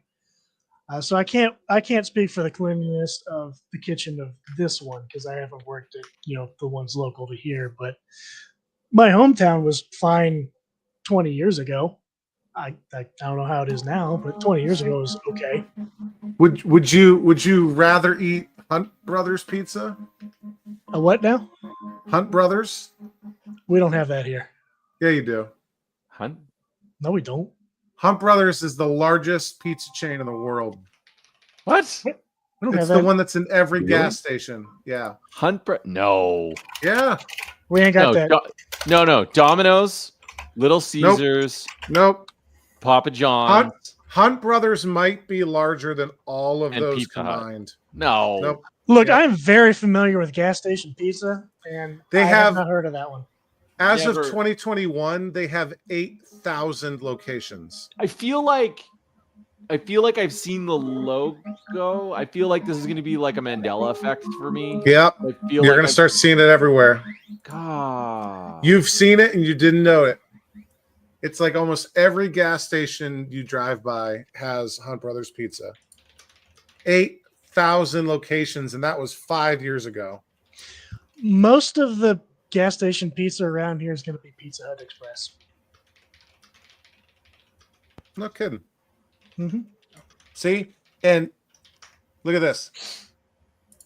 I don't think Ty's ever said those 3 words. Charlie is right. Or is the Look at largest. that. Look at that. Yeah, Marky Mark. They're the gas station pizza chain. Now that you Yeah. mention, I Billy feel sees like them everywhere. I feel like I can see the logo in my head too. Yeah, it's like So. lowercase. Red and green. Nope. All Yeah. caps. All Yeah, caps. it sounds familiar. Oh. All caps. I've probably had Anyway. it, but it doesn't seem memorable. So I don't Yeah. know if it's anything special. Yeah. Cool. That being Liam. said, I would probably trust it more than Mr. Gaddy's. Liam, you're up. Liam, what are your updates? What's next? What do you need? What parts do you need? Well, I certainly don't need gas station pizza. It's not that bad. Hey, have you ever not had that gas bad. station Chinese food? No, Oh, gas station. Oh wait, Small gas town station gas hard station boiled Chinese egg. food? Gas, let's not even. brisket sandwiches. I've had Um, gas station Chinese food in a town of less than 500 people. I'm just Gas saying. station hard boiled eggs is like a John's Arcade favorite, and we used to make fun of that and do it all the time. They're great. Uh-huh. Anyway, he's dead now. He's dead now. there Oh, are a that's few right. parts that I am looking for Bucky's pulled pork. to make some of the projects work. I've got an event that I want to do that I'm motivated to try to clear as many projects as I can. So the top things I'm looking for are Cinematronic Space Wars keyboard keycaps, specifically number 7, which is missing on one of the 2 Space Wars machines in the garage. No. Yeah, that's gonna work. I'm looking for a populated Defender control panel in decent shape, and I'm looking for the really hard one. Is I would really like to find a wheel for Star Rider, the backdoor wheel. It's bound to be one of them somewhere out there because a lot of people took them off the machines. But I would love to have a wheel for that game. I would have it freighted to me. I don't care where it is. If somebody has one that doesn't need it, let me know. Craig, if you're still listening, if that's something that you have, can you just let me know and we'll get it to Liam. Because I would love to get this game 100% complete. So those are the Deserves big to be. 3 items that I'm looking for right now. I've got other projects, but I think those are the lowest hanging fruit to get complete in the next couple months. What's the next video coming out on your channel? Whenever I decide I would rather make a video than working on games. All right, Wow. fair enough. Fair enough. Chance, do you have anything else to talk about? Yeah. I've got a Go ahead. K7000 25-inch monitor that I have to rebuild. It's got a little bit of collapse to it. I think it's probably a resistor or I don't know. I'll follow the workflow or the flow chart. So that's a big thing that I'm working on next. Other than like my sim rig, which I can go back to now that the Stampede's done. And then The Nibbler is on my list of things to do. I need to strip that cabinet down. I kind of want to do that before the end of the summer. It's got laminate on the sides. There's some very clever looking strips of colored laminate. It's actually really kind of gnarly. So I'm gonna have to do that. Whether or not we're gonna do a video on either of those things, I don't think so. We've got so many other. You things didn't do on any our plate. videos on the 8-bit Roundup. No, we debated it. Like, we did a lot of stuff on my personal social channel. We did a lot of stuff on the 8-bit Roundups Instagram. But it's just like we couldn't focus on. We wanted to, but we're like, you know what? We want to just focus on the event. So there's that, and then there's a lot of people don't know this. I have 2 red tents. So I finally, one of my mission statements since joining this podcast was get all of my projects down to 2. And one of the down to 2. You can't see it if you're listening to us on the radio. This is a very visual podcast. This is a very just doing the visual. audio. You're just missing out on so much. Yeah, you're miss missing out. all of Charlie You missed slipping on out banana the peels, and monetization. Liam yawning at my horrible jokes. Such disdain in his face. You just Yeah, missed he's right now. It's perfect. So I have another red tent. I have 2 red tents, and it was basically a shell that I ended up buying a bunch of parts on eBay for and overpaying for like a decade ago.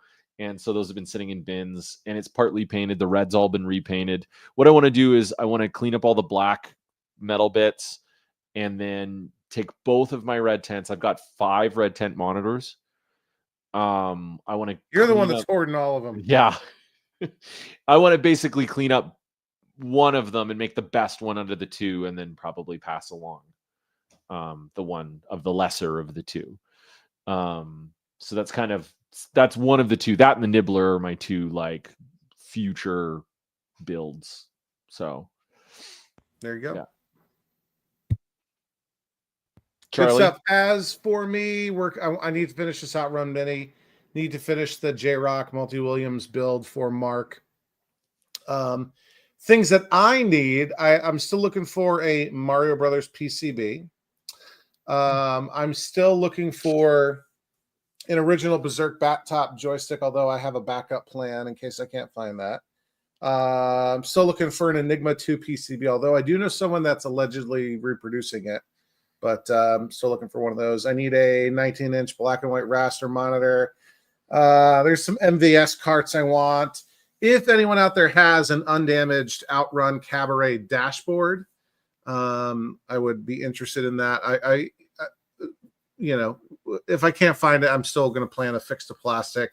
I need a Marble Madness kit, and I'm looking for, and this is going to sound crazy, 2 Nintendo versus golf boards, because that versus dual system upright that I've got, like I said, I want to set it up as, its normal condition will be with Wrecking Crew marquees and having a Wrecking Crew PCB set up. And the way Wrecking Crew works is it's 2 players on 2 separate monitors. Mm-hmm. And you populate both sides of the versus board with 2764s or whatever they are and the right PPU. The cheapest you just want the golf is the cheapest game. You just want the PPUs, really. Well, and yeah. So golf, that they have modified those ROMs to use any PPU, right? Yeah, but that's also like the cheapest PPU. Yeah, is the golf one, right? Yeah, and there's a ton of golf. There's a ton of golf out there. Yeah. You don't even need the board. You just need the ROM set. Well, but I will need a board because I do have a working Super Mario Brothers board. I kind of want to leave that as a Mario Brothers Super Mario board. I need I'll need another board to set up as Ice Climber, and then there's other games I want to get to. So I'll find like other games. Like I said, get yourself 2,600 kits and just be done with it. And you don't have to worry about finding all that stuff. Yeah, that's true. Get a pair of 2,600 kits and get Mike's switcher. And then I'll give you my tier list. I think is arguably the best list of non-daughter board versus games. And Taige says Wrecking Crew isn't that great. So All right, Wrecking Crew's I like it, phenomenally good. and it's different than the versus or the NES version. Yeah. Let's see, and I think my next video that I have halfway recorded for this weekend is going to be a monitor cornucopia. I've got like 6 different monitors that I'm going through, including a Matsushita. Yes, another Matsushita that I'm beating my head against. So next episode is going to be all about monitors. Oh, hey, I found my versus list before we. There you go. Sorry, here, hold on. Let's go here.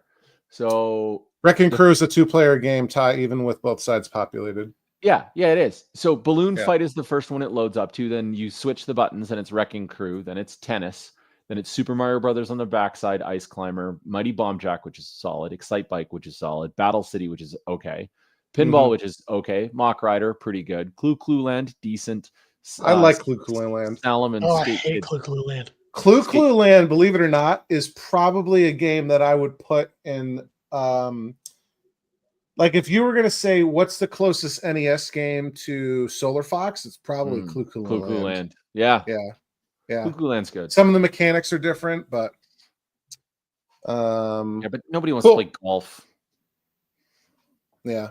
Tennis. Well, guys, thank you. It's been a great episode. Everyone out there, make sure you subscribe to Retrobotics for Liam, the Canadian Arcade for Chance, Prime Arcade for Kay on YouTube and TikTok and Facebook. And am I forgetting anything? No, unfortunately, we did not hit our goal of permanently muting Chance's microphone, but sorry, maybe we next were time. about 5,000 short of that. How did this become a goal? Somebody made it. I think the only 4-player versus game is like Tennis. 4-player simultaneous is tennis. And Tennis is the only game. Everything else is 2-player or less. Yeah, exactly. So that whole the all of the versus dual system cabinets out there, the red tents and the gray skyscrapers, all of them have that number 4 and is only for tennis. Yep. And here we go, Jerry Voluptuous sliding in late. I'm surprised you're still up, buddy. Hey, thank you for the $499 million super chat donation. That'll knock out Chance for a little bit here, so he can't even say goodbye. Oh, wow, Jerry. Right in time. My man. Yeah, Jerry. All right. Well, guys, thank you. Thank you to everyone who watched. Thank you to my illustrious co-hosts here. And again, they got rid of the StreamYard, made it so that I can't do the video anymore. We'll show you how to do it with I'll do OBS. Yeah, OBS. I know how to do it. Yeah. It's just not set up for it. Just do Cool. it. All right. Thanks, everybody. We will see you all next month.